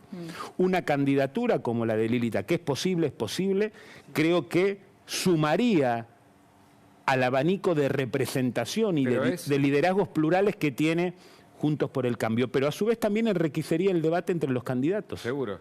Lo que pasa es que hay dos temas ahí. Por un lado, que ella dijo que se retiraba, lo recordamos, yo estaba en un estudio justamente cuando ella lo comentó y me acuerdo que lo escribí por otras razones en su momento. Y después que me parece que ella lo hace también para incentivar lo que está pasando, digamos, para generar, ¿no?, más inquietud política dentro de Juntos, ¿no? Yo creo que para enriquecer el debate. Digamos, nosotros, ¿qué dijimos durante todo el 2022? Lilita, la coalición cívica. 2022 no es un año para agendas de campañas alocadas, no acelerar candidaturas, que tenemos que poder afianzar y construir y consolidar la unidad de Juntos por el Cambio, construir amistad política y dedicarnos a algo que para nosotros es central, que es el acuerdo programático. Que el acuerdo programático que le vamos a ofrecer a los argentinos. E insistimos todo el 2022. Y hay que decirlo, porque yo no miro para otro lado a posibles errores que tuvimos. Hubo en otros lados una intensidad de internas feroces que el único objetivo que lograba era esmerilar, si se quiere, una coalición como la de Juntos por el Cambio, que integra el radicalismo, el PRO, el peronismo republicano y la coalición cívica, que desde el 2015 es competitiva en la Argentina. Y esto, en 40 años de democracia, me parece que también hay que poder resaltar. Ahora pienso un poquito más allá y digo, bueno, si no es ella candidata a presidenta, ¿vos la ves como posible candidata a vice de alguno de los que ya están? Porque la hemos visto charlar mucho con Morales, incluso con reuniones entre ambos equipos. Morales, que también se fotografió con Rodríguez Larreta. Entonces, ¿ves la posibilidad de que Carrió diga, bueno, voy a ser presidente y después finalmente termine acompañando con un rol preponderante a alguno de los candidatos con esto de las fórmulas cruzadas? Te soy sincero, yo hoy no la veo a Lilita con posibilidad de ser una candidata a vicepresidenta. Sí, analizar la posibilidad de construir una candidatura a presidente que vamos a resolver en los próximos meses. Pero lo que venimos haciendo con Gerardo Morales, que además es el titular del radicalismo, es ir logrando los acuerdos en áreas centrales que nosotros creemos que tiene que discutir la Argentina, que tienen que ver con la economía, con la educación, con la producción, con la geopolítica y dónde se para la Argentina mirando al mundo. Que eso a su vez también lo hizo Lilita y la coalición cívica con otros sectores del PRO. Y que haber tenido una cantidad de reuniones con Gerardo Morales no implica que no tengamos excelente relación con el resto de los dirigentes de Juntos por el Cambio. En este contexto del escenario argentino, de inestabilidad institucional, de el conflicto dentro del Frente de Todos y también la interna de Juntos por el Cambio, ocurrió un episodio que es la detención de Jones Wala, este hombre acusado de terrorismo a nivel internacional con condena en Chile, que también tiene sus seguidores y que demostró hoy una vez más que cerca al lado escondido hay gente que está protestando a favor de él y a favor de que se vaya Joy Lewis de ese lugar. Una barbaridad, ¿no? Porque nada de eso es extranjero, es territorio argentino. Contanos los detalles, Jan. Sí, porque tenemos muchas informaciones en las últimas horas. Por ejemplo, este hombre que, como ustedes pueden ver, ha sido detenido el día lunes, 3:22 de la mañana, vestido de mujer, en una zona del Bolsón. Bueno, ¿qué tenemos para contar, Hugo? Primero, inició una huelga de hambre para tratar de forzar su liberación, cosa que no va a servir de nada. Pero lo más importante es, se motoriza su situación judicial. ¿Qué quiero decir con esto? Va a ser trasladado al Juzgado Federal de Esquel, a la unidad, más precisamente donde estuvo preso en el año 2017 y 2018, casualmente esperando la extradición a Chile. Todo se origina en 2013. Él genera un incendio, una amenaza con armas a una familia y fue condenado a 9 años de prisión. Después hubo una reducción de pena a 6. Entonces, hablemos de lo más importante. Si el gobierno argentino ayuda o no en una extradición. Lo que va a pasar, claro. Exactamente. ¿Qué es lo que viene? Bueno, una extradición es un proceso estipulado en la ley, como dice ahí, 24.767. Es una cooperación internacional, en este caso, entre la Argentina y Chile. Entonces, el gobierno de Chile debe enviar un pedido formal donde constan los delitos y la pena. Vos lo viste, Hugo, lo repasamos a Manuel Monsalve, el subsecretario del Ministerio del Interior de Chile, que dijo, se lo juzgó así, está condenado de esta manera. Entonces, lo enviaron. La Interpol elevó la alerta roja, eso ya se inicia el trámite. Pero ahora bien, ¿cómo sigue esto? El juez no va a analizar el caso. ¿Por qué? Porque la primera pregunta es ¿qué es un juicio de extradición? Es algo muy simple, se los explico.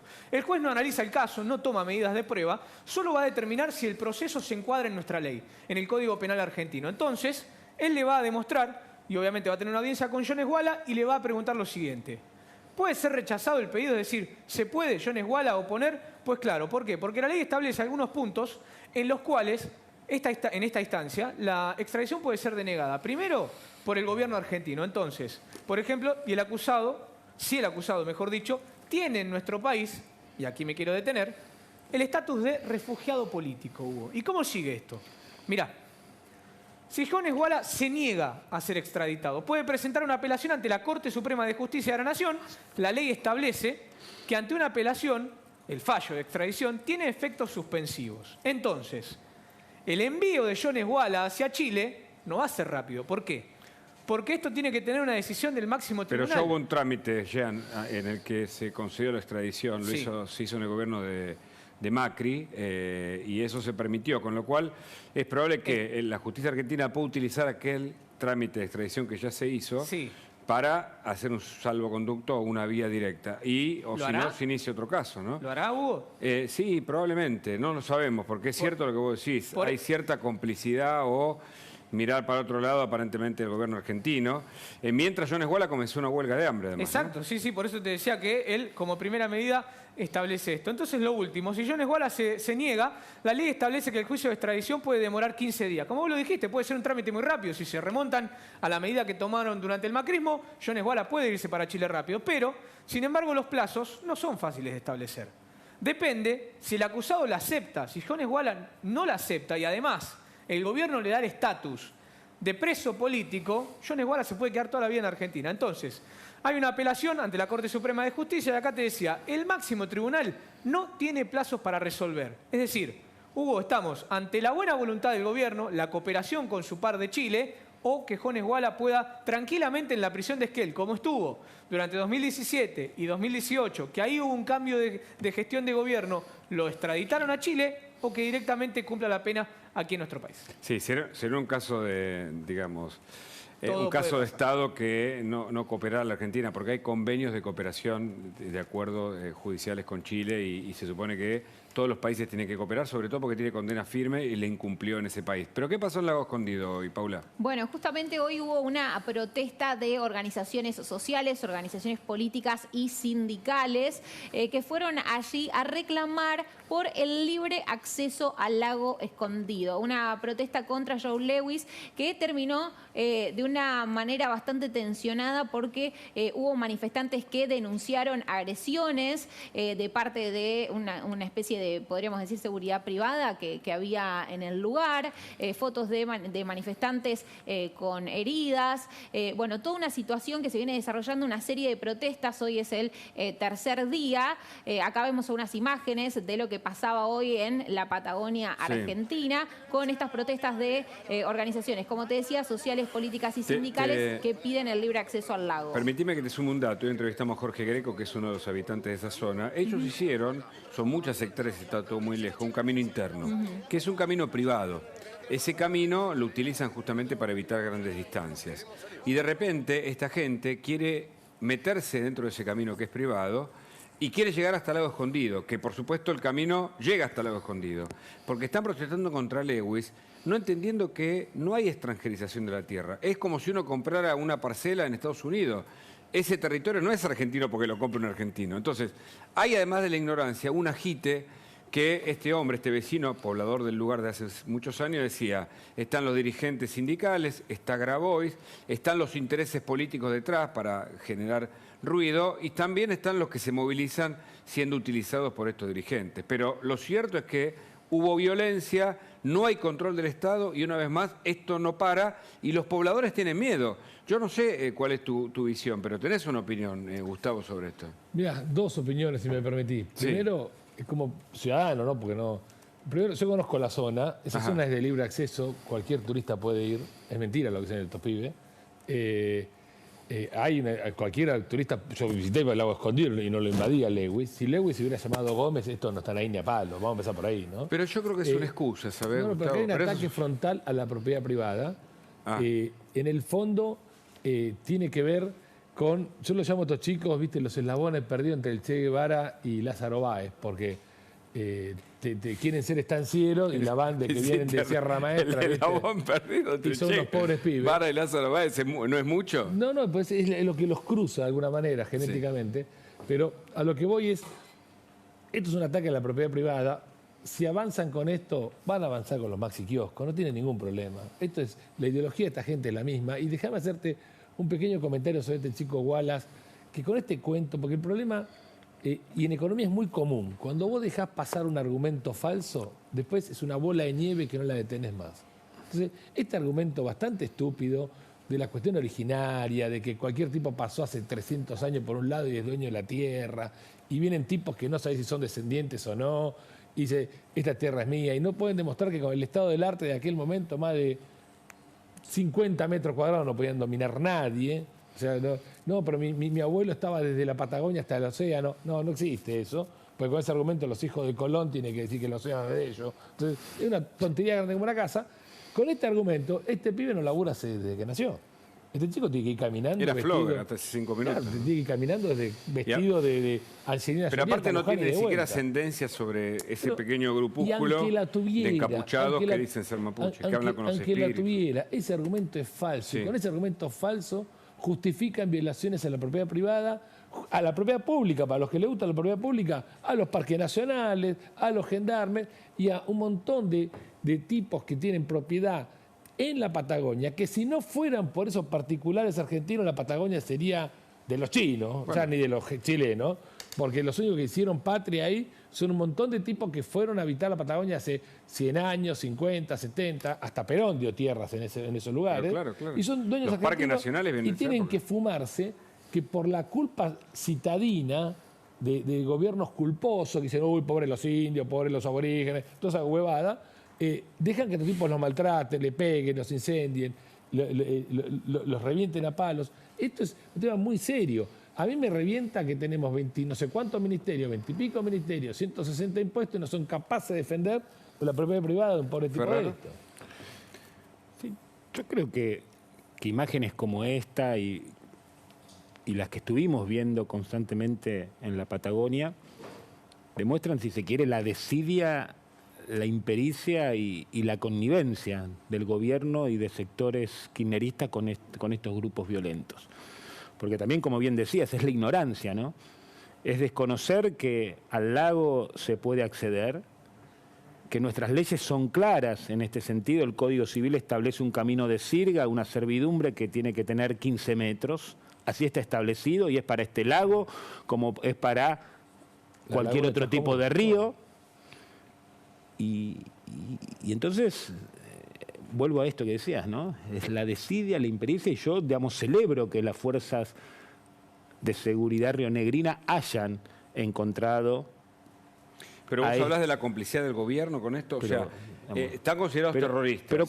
Pero ¿cuántos ataques vimos a la propiedad privada? ¿Vos los considerás terroristas a Jones Wallace? Digamos, yo lo que digo, ¿cuántos ataques vimos a la propiedad privada? No solamente de Jones Wallace, sino de distintas organizaciones que se dicen que representan al pueblo mapuche. ¿Y qué hizo el gobierno nacional en el camino? Fue generando cada vez mayor conflictividad y mayor violencia en muchísimas zonas de la Patagonia. Paula, ¿esto va a seguir mañana? ¿Tenés información de lo que está pasando allí alrededor del lago Escondido? Bueno, habrá que ver cómo, porque esto está judicializado ahora, Sí, claro. toda esta cuestión de lo que ocurrió hoy, así que habrá que ver cómo se desprende esta situación. Y sumo a todo esto el debate que se dio hoy justamente dentro de Juntos por el Cambio y que tuvo que ver con cómo abordar este tipo de problemáticas, con qué fuerzas actuar. Arito que sale a criticar la política de Patricia ¿Qué pasó Bullrich. con eso? Yo no me voy a meter en ese tipo de peleas.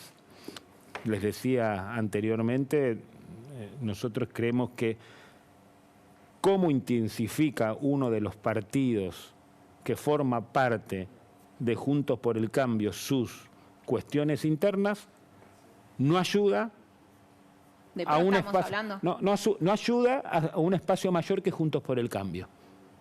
Uno puede entender que tenga importantes dirigentes que puedan tener intención de voto, pero lo que no puede hacerse es tensionar, producto de posicionamientos internos, una unidad que es de todos y un espacio que es de todos. O sea, ¿no les cae bien a ustedes Para desde la nada. coalición cívica lo que está pasando en PRO? Para nada. Pro es Bullrich, Larreta. Todos. Macri, Larreta, Bullrich, el que sea.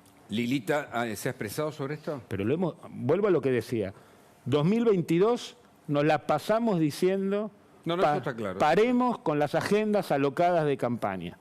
Consolidemos y afiancemos la unidad de Juntos por el Cambio. Construyamos amistad política. Enfoquémonos en el acuerdo programático. Que vimos, y no es una crítica, sino, digamos, estoy hablando de una descripción objetiva de la realidad, agendas alocadas y recorridas alocadas de campaña en pos. Bueno, pero eso les va a costar, puede costar la elección. Digamos, yo creo que no, porque, a ver, también como digo esto, sé del compromiso que tiene Horacio Rodríguez Larreta, Mauricio Macri, Patricia Bullrich y el resto de los dirigentes del PRO, como el resto de los dirigentes de Juntos por el Cambio, en la importancia de la unidad, sobre todo, y en la importancia de poder ir a una PASO y que en definitiva sea la mayoría de los argentinos que elija quién va a ser el candidato o la candidata en un marco de debate civilizado frente a la sociedad. Ahora, cuando Milei, perdón, lo introduzco porque dice, es Juntos por el Cargo. Con lo que está describiendo, Maxi, de algún modo hay algo de eso planteado. Porque Yo lo que hay una lucha por posicionamientos personales, por encima de lo colectivo. Yo lo que describo es una tensión, porque mentiría si la desconozco. Digamos, hablo de los aciertos y de los errores. Somos una coalición que no somos una uniformidad. La unidad no representa uniformidad o unanimidad. Lo que digo es que esas tensiones hay que tratar de bajarlas, ordenarlas. Bueno, Lilita para eso, todos consideran dentro de Juntos por el Cambio el rol protagónico de Lilita, no solo porque denunció históricamente los hechos de corrupción, sino por su preponderancia y su experiencia política. Con lo cual, tal vez sea ella la que debería convocar, se me ocurre, porque, a ver, Lacha, en lo económico, suponete imaginariamente, estamos ahora en el 2024, con un gobierno de Juntos por el Cambio, con reformas estructurales, como sea que se apliquen. Una interna de esta naturaleza, no resuelta, ¿puede afectar un rumbo económico? Mira, permíteme, la reforma que la Argentina necesita tiene 5 características. 5, a ver, voy a anotar. Y en virtud de lo que estamos escuchando, estamos diciendo, me encuentra encontrar la persona que las reúna. ¿Que la sintetice? Que la sintetice. La persona, el grupo, el equipo, etcétera. No querés jugar, te va. No, la verdad. Cuando te nombre a 5 vas a dormir preocupado a tu casa. Dale. La primera es la seriedad. Argentina está muy jodida de verdad. Argentina es un ascensor que se bajó. Cuando decís seriedad, ¿qué decís? ¿Credibilidad de un gobierno? ¿Integridad? No se puede boludear. Eso es lo que te digo. No puedes estar haciendo surf en una plaza. ¿Credibilidad? No puedes. No. Seriedad es el médico que está con el ceño fruncido frente al paciente. Ah, ok. Y entonces decís, che, vamos a hacer surf. No, campeón, ¿sabes qué? No Es puedo. forma y Estoy acá. fondo, Es digamos. un tema Sí, serio. ok. Muy serio. La segunda es la consistencia. Consistencia. Las columnas tienen que estar bien adecuadas para soportar el peso del edificio, el peso de la reforma y que no se bambolee con el viento. ¿Ok? Hablando en términos ingenieriles. La tercera es que tiene que ser perfectamente abarcativa, integral. Hoy se pondera mucho la reforma de los 90. Yo fui muy noventista. Y pondero muchísimas cosas. La convertida estuvo bien, la apertura estuvo bien, la prestación estuvo bien bárbaro. Con cosas para corregir, por supuesto. Pero dejó gente afuera. Vos te puedes olvidar gente afuera. Te puede quedar gente afuera. Aprendimos eso de los 90. Entonces, eso no se puede... Hay situaciones similares, esto para analizarlo largo, pero permitime, la tercera finales de los es 80 y los la 90 al integridad, principio. seriedad, consistencia, integridad. Inflacionaria. Rapidez. Sí. Rapidez. Rapidez. No, bueno, el que cree que tiene tiempo está loco. La Argentina se está hundiendo, es el Titanic, ahí está DiCaprio y empiezan los títulos. Muchachos, déjense de joder, está muy jodida la Argentina. Y 5, la disrupción. Es decir, tenemos que empezar a hablar de que Argentina es un país de 6 ministerios, no de 25. Y me calienta un soto que haya temas, las mujeres, los indios, los originarios, lo lamento, pongan el carácter de última dirección, porque no tenemos seriedad, consistencia, entonces, rapidez y disrupción. Estoy pensando cierro los ojos y pienso en rostros de... Pensá en rostros y no tenés los 5, ¿eh? Entonces, no sé. Que yo, discúlpenme, creo que no es una... La seriedad y la consistencia no es una cuestión de solo pensarla en rostros y en nombres propios. No, en alguien que encarna el liderazgo. Es un equipo. Y ahí vuelvo, como te puedo marcar las tensiones, los aciertos de Juntos por el Cambio, también, digamos, decir esto. Yo creo que seriedad, consistencia, está trabajando cada una de las fundaciones y los equipos técnicos de Juntos por el Cambio en este sentido. Y lo está haciendo con la Mesa Nacional y lo está haciendo Ana Arendt, Pensar, Alem y la del peronismo republicano. ¿Me permitís una cuestión? Que me esperan un segundito, porque mientras discutimos seriedad, consistencia, rapidez y disrupción, el gobierno de nuevo contra la Corte. ¿Cómo es el último momento en esto, Paula? Acá, en esta nota de nuestro colega Hernán Capielo, en La Nación, el gobierno pidió otra vez apartar a los jueces de la Corte de la causa de la coparticipación por el juicio político y los chats. ¿Qué quiere decir esto? Bueno, ¿por qué lo vemos a Zanini? ¿Por qué lleva la firma de Zanini esta ampliación de la recusación para los jueces de la Corte Suprema de Justicia en el caso de la coparticipación para la ciudad de Buenos Aires? Recordemos, la Corte Suprema de Justicia que le dice al gobierno nacional, ustedes le van a tener que devolver parte de los fondos de la coparticipación que decidieron quitarle a territorio porteño. Ahora, Zanini lo que hace es ampliar este pedido contra los magistrados de la Corte Suprema de Justicia porque dice dos cosas. Por un lado, plantea esta cuestión relacionada a estos supuestos chats filtrados entre un estrecho colaborador del titular de la Corte Suprema, Silvio Robles, y el ministro de Seguridad porteño, Marcelo D'Alessandro. Por otra parte, hace referencia al inicio de este pedido de juicio político que hace el gobierno nacional contra los 4 supremos. ¿Qué es lo que pasa? Este fallo por la coparticipación fue el que motivó al gobierno nacional a iniciar este proceso, este pedido de juicio político contra los 4 magistrados. Después decirle al Congreso, nosotros queremos que esto avance y como vos bien contabas hace un rato, mañana nuevamente se va a reunir la Comisión de Juicio Político porque es allí donde se está tratando esta cuestión. Entonces, esta es la noticia del día de hoy. Volver a pedir que se aparte a los jueces de la Corte en esta causa relacionada a la coparticipación, que tiene en tensión al Gobierno Nacional y al Gobierno de la Ciudad de Buenos Aires. En la Ciudad de Buenos Aires, Horacio Rodríguez Larreta, uno de los presidenciables de Juntos por el Cambio. Y te cuento que en el día de hoy también Alberto Fernández estuvo en Chaco. Y en Chaco estuvo con Jorge Capitanich. Jorge Capitanich, que es uno de los gobernadores que más se plegó a esta idea del gobierno nacional de avanzar en su pedido contra los jueces de la Corte Suprema de Justicia. Y en los discursos que se escucharon hoy en Chaco, hubo una fuerte retórica relacionada a toda esta cuestión, a toda esta tensión que se está dando entre el gobierno nacional y un grupo de gobernadores aliados contra la Ciudad de Buenos Aires. porteños. ¿Crees que escuchemos lo que dijo Pero por supuesto, Coqui Capitanich? pero me encantaría, ¿eh? Es un gusto que nos vamos a dar en esta noche. Vamos a escucharlo entonces. Por eso, presidente, quiero decirle con todo afecto y con todo reconocimiento que hoy usted, siendo porteño de ley, un 1 de febrero, venga con el calor del impenetrable aquí a Fuerte Esperanza a inaugurar obras que garantizan la dignidad de nuestras familias, es un acto que merece el aplauso de todos nosotros. Ahí está, estas imágenes Sí. veíamos en Chaco. Viste que Alberto Fernández dice, yo soy el más federal de todos los porteños. Sí, En sí. sus últimos discursos, si vos lo escuchás, habla todo el tiempo de esta cuestión del federalismo, de que Dice hay una tantas Argentina cosas, ¿no? relegada. Mm. Bueno, ¿querés oír lo que decía hoy el presidente? Por favor. Vamos. Más deseoso que antes, dale. Empezó en el gobierno que me precedió, pero se suspendió con menos del 5% de la construcción.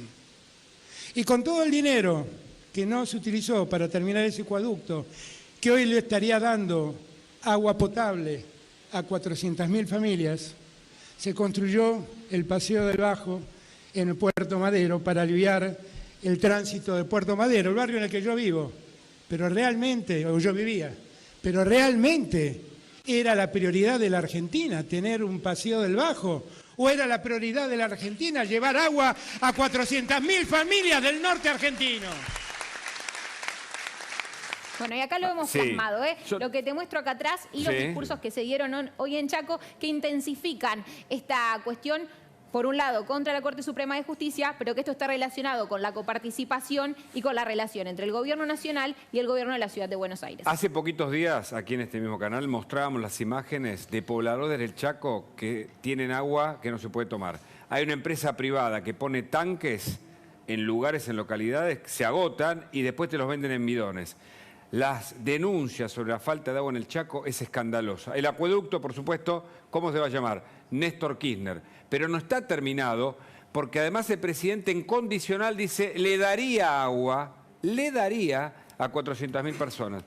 Hay que recorrer Chaco, el tercer gobierno de Capitanich, una de las provincias más desiguales de la Argentina, y persiste en este tipo de gobierno. Ahora, el problema de la ciudad, Lázari, el problema es del Paseo del Bajo y del gobierno porteño, del agua potable que le falta y de las obras que le falta al Impenetrable, a Villa Ángela, a Resistencia y a tantas otras localidades de Chaco. Permitime 4 cositas. 2 de color, una de color, que es no menor. Desde que Cristina asumió el gobierno en junio del año pasado, el presidente lee los discursos. Tiene siempre papel, para que no meta la gamba, aún así mete la pata. Segunda cuestión, un detalle, ¿no? Siempre lo miro y tiene los papeles. Segunda cuestión, si algo se llama Néstor Kirchner, hay afano. Eso no tengas duda, es una ley de la naturaleza, es el mandamiento número 11. Están los 10, el 11 es ese. ¿Todo lo que se llama Néstor Kirchner? Hay curro, olvídate, no falla. Y tercera, vos fijate lo que es la Argentina, cómo nos achican la escala. El gobierno dice, hicieron Puerto Madero y no hicieron el agua. Argentina puede hacer Puerto Madero, el agua, si desarrolla los sectores productivos de la Argentina. La Argentina es tan chiquita que estamos viendo si la guita se la ponemos en liberar, no el tránsito de Puerto Madero, porque aparte dijo una burrada, el tránsito de toda la ciudad, porque para cruzarla era como cruzar el muro de Berlín sin esa obra, y tiene que hacer 10.000 obras más que esa. Pues, pero es de nuevo la grieta, la culpa es de los porteños o en todo caso los si agapantos, ¿no? El sector privado, a Argentina le sobra agua, le sobra autopista, nos sobra todo.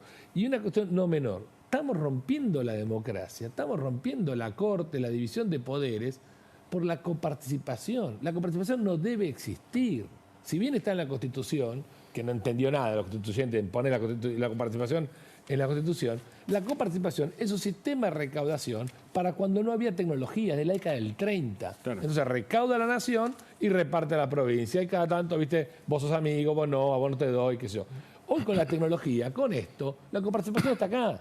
Vos podés pagar el IVA en Jujuy y le va lo que va a la nación, lo que va a la provincia en el mismo momento. No tiene que ni pasar por ningún lado. Ahora, esto nos torturaron toda la pandemia, que le poníamos la temperatura. Yo le jugaba siempre al 362, porque ponía 36,2, viste, para joderlo. No acerté tampoco, ¿no? Pero bueno, ahí ando mal con la quiniela. Pero A lo que voy, nos torturaron la pandemia, dónde estábamos, dónde no estábamos, los permisos, los QR, todo para circular por la ciudad, y no la pueden usar para recaudar los impuestos. Ahora, la coparticipación no tiene que existir, es un sistema siniestro que junto a la sustitución de importaciones generaron el Gran Buenos Aires, el Gran Córdoba, el Gran Mendoza. Un día tenemos que hablar de eso, porque tenemos la geografía urbana rota en la Argentina por estos sistemas. Ahora, en lugar de eliminar el sistema, a estos papagayos se le ocurre eliminar la corte. Ve una cosa, pero increíble. Son médicos con hacha, estos tipos. O sea que la culpa del Chaco pobre, de la gran resistencia y de todo lo que está pasando en Impenetrable, etcétera, Ferraro, ¿es de la Ciudad de Buenos Aires, del gobierno porteño?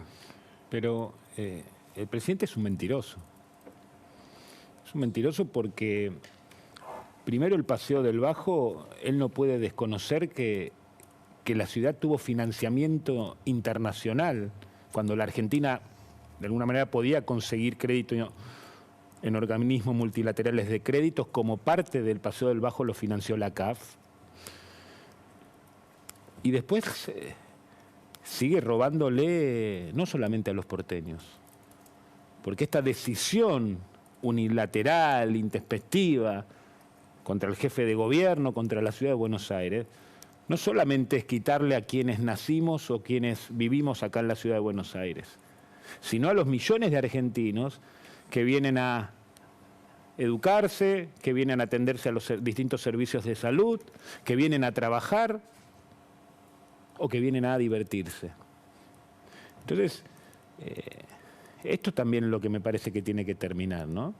Esta cuestión que hace que la máxima investidura, que es el presidente de la Nación, mienta, se empecine con un distrito que no los acompaña hace años, se empecine con un posible futuro precandidato a presidente, y el ensañamiento es constante y constante. Y fueron los miles de millones de pesos que robaron en materia de seguridad, pero después siguen apuntando contra otras cuestiones y siempre va a estar en la mira la ciudad de Buenos Aires porque, por supuesto, no pueden soportar que sea una ciudad que no los acompañe y que de alguna manera los mire para otro lado en las elecciones cada 2 años. Ahora, hay que hablar del censo, pero también hay que hablar de los planes, ¿no? Porque lo que reveló el censo, además del error del 1,5 millones de personas, que somos 46 millones,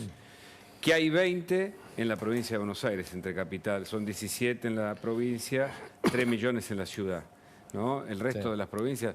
Chaco creo que tiene más de 1 millón, pero después, más de 1 millón tiene Santa Fe, tiene Córdoba. Tucumán. No son muchas. Y sí son muchos los planes, me parece. Y ahí hay un problema que no sé si es factible de ser solucionado rápidamente. Bullrich dice que en 4 años hay que sacarlo. Ahora se lo vamos a preguntar a Ferraro. ¿Qué harías vos? Mira, primero que los planes... vamos a separar la oferta de planes y la demanda de planes. La oferta de planes es de unos políticos que no tienen la más remota idea cómo crear laburo, por lo tanto crean planes. Entonces, está bien. No se le ocurre otra cosa, la ventanilla que crea laburo chiquitita así, la que crea planes así, lógico. En la demanda de planes por parte de la población tiene un sistema impositivo, regulatorio y laboral que impide la inversión. Es hostil a la inversión, es hostil al crecimiento, es hostil al trabajo. Por lo tanto, tenemos una demanda de trabajo alicaída, el sector privado tiene la misma cantidad de trabajadores que hace 10 años, una locura, 3 mundiales atrás, laboramos lo mismo tiempo el sector privado que ahora. Y para que se eliminen los planes, no hay que eliminar los planes, hay que dar oportunidades de trabajo. El problema no es que hay planes, el problema es que no hay laburo. ¿Por qué no hay laburo? Porque la justicia laboral es un desastre, porque el único diputado que presentó un proyecto para abolir la industria de juicio fue López Murphy, se lo cajonearon, porque tenemos un sistema impositivo que prohíbe el trabajo, tenemos una aduana que prohíbe exportación, entendamos eso, porque nosotros creemos que está permitido, no está permitido, está prohibido. Pues si vos me decís, che, el Hacha, venía acá al programa, pero cada uno de los colaboradores que tenés te va a pegar una patada en los tobillos, no querés que venga, por más que me invites adecuadamente, ¿me explico? Entonces, nosotros decimos, che, tenemos un sistema aduanero que portemos macanas, y cada uno que entra a la aduana es el muro de Berlín y le queman la cabeza y lo revientan a cocodrilazo. Entonces, es muy difícil. Tenemos un sistema hostil a la inversión. Mirá el loco ese. 50 bandidos le van y la policía no va, la justicia no va, los ministerios de género le dicen que está todo bien. Pero entonces es muy complicado invertir en ¿tocás o Argentina. no tocan los planes?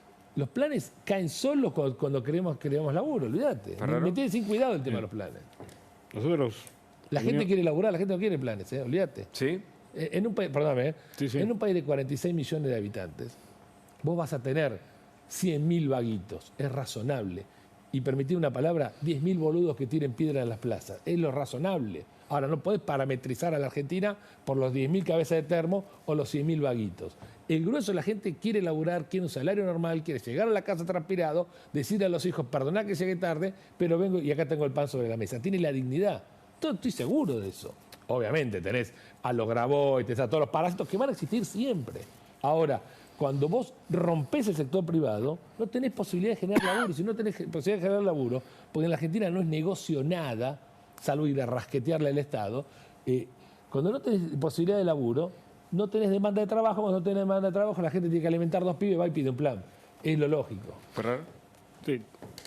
¿Qué hacer con los planes? A ver, ¿qué hacerlo con los planes? Juntos por el Cambio viene trabajando en este sentido. Primera cuestión, los planes tienen que ser temporales. Temporales. Esa es la visión de Bullrich también, Temporales. Quitar de un día para el otro cuando lleguemos y nos llega a tocar cualquier tipo de intermediación. Sí. Hoy tenemos organizaciones sociales que están de los dos lados de la ventanilla, están en el Ministerio de Desarrollo Social y a su vez... el negocio de la pobreza. Exactamente. Y después encarar esa temporalidad y la eliminación de intermediarios para, como bien decías, para que la verdadera política social sea el empleo.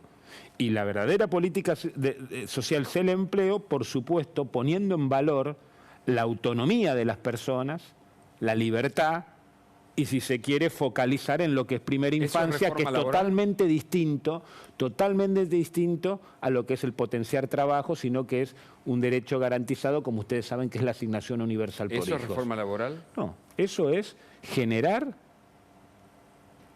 fuentes de trabajo, rompiendo, como bien describió, un montón de barreras que hoy tienen las micro y pequeñas empresas, pequeñas y medianas empresas, que tienen que ver con cuestiones impositivas, de importación, de exportación, de multas vinculadas a la cuestión de la industria del juicio. ¿Piensa en una reforma laboral o impositiva?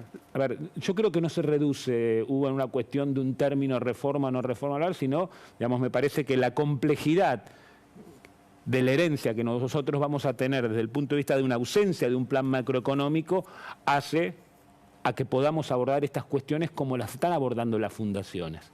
En política social, en materia de empleo, en la cuestión macroeconómica, en la cuestión cambiaria. Correcto. ¿Paula? Sí, yo pensaba mientras hablabas de todo esto que no sé si ya se charlan dentro de Juntos por el Cambio tener un Ministerio de Desarrollo Social o una cartera que se encargue de estas cuestiones. No, a ver, lo que está trabajando Juntos por el Cambio, y yo lo puse tomando la cuestión de seriedad y consistencia, es una decisión que tomamos nosotros hace más de un año, que es que las 4 fundaciones empiecen a trabajar en el acuerdo programático. El programa. El acuerdo programático tiene 10 troncales, por así decirlo, 10 grupos de trabajo, que incluye macroeconomía, que incluye seguridad y defensa, educación, desarrollo sostenible y cuidado del ambiente. Sí, las distintas áreas. Geopolítica. Exacto. Eso después, si se traduce, no se traduce en un ministerio o una secretaría, es más de una definición mucho más cercana. ¿Les gustaría que vuelva Carolina Stanley a formar parte de las decisiones en esta área? Porque, bueno, ella, si nos ponemos a pensar, imagino que también piensan en la gente que tuvo experiencia y Stanley, yo respeto muchísimo a Carolina Stanley, como respeto a María Migliore, ministra de Desarrollo Social de la Ciudad de Buenos Aires, Fernanda Reyes, que pertenece a la coalición cívica y fue parte también del equipo, como a su vez también un montón de otras personas que están trabajando en el equipo de desarrollo social y que, miren, la coalición, si se quiere, y el espacio que lidera el Toti en La Matanza, qué mejor que un referente como el Toti Flores, que ayuda al equipo a pensar la salida y las propuestas que hacen en materia social y de construcción de ciudadanía. ¿Tu también, candidato, ¿no? Maxi Ferrero? ¿Eh? ¿Tu candidato o candidata? Mi candidata, si así lo decidimos, es Elisa Carrió. Elisa Carrió, bueno, le mandamos un cariño a Elita si nos está viendo. A ver si se promueve como candidata. Bueno, habrá una interna importante. ¿Tu candidato? Mi sueño es Ricardo López Murphy, lejos. Es el único que junta esas 3 cosas, esas 5 cosas. Desde mi punto de vista, obviamente. Ojalá. Hay una cuestión. Argentina necesita una reforma muy seria. Nosotros no damos cuenta que el paciente en el quirófano se está muriendo. Y creemos que tenemos tiempo. No tenemos tiempo. Yo lo que quería decir a Maxi, si hay trabajando equipos, que expliciten. Porque los que todos los días compramos una máquina, invertimos, damos laburo, necesitamos saber, loco, para dónde va el barco. ¿Entendés? Ojo. No comamos el ternero si la vaca no está preñada. Nunca des por muerto el kirchnerismo. 100% de acuerdo con vos. No lo demos por muerto porque el kirchnerismo es lo más parecido a la película de Terminator, ¿viste? Cuando está el cristal líquido que parece que está hecho bolsa, después se rearma en algo parecido a otra cosa, pero tan fulero como antes, tan macabro como antes. Entonces, excelente. Hay que tener cuidado con eso. Bueno, Gustavo Lacha Lázaro, gracias por tu visita. Maxi Ferraro, gracias también. No, gracias a ustedes. Un gusto compartir, Paula. Lo mismo digo, Hugo. Nos encontramos mañana en Más Noticias a la Noche. Gracias por acompañarnos. Ahora a descansar. Chao.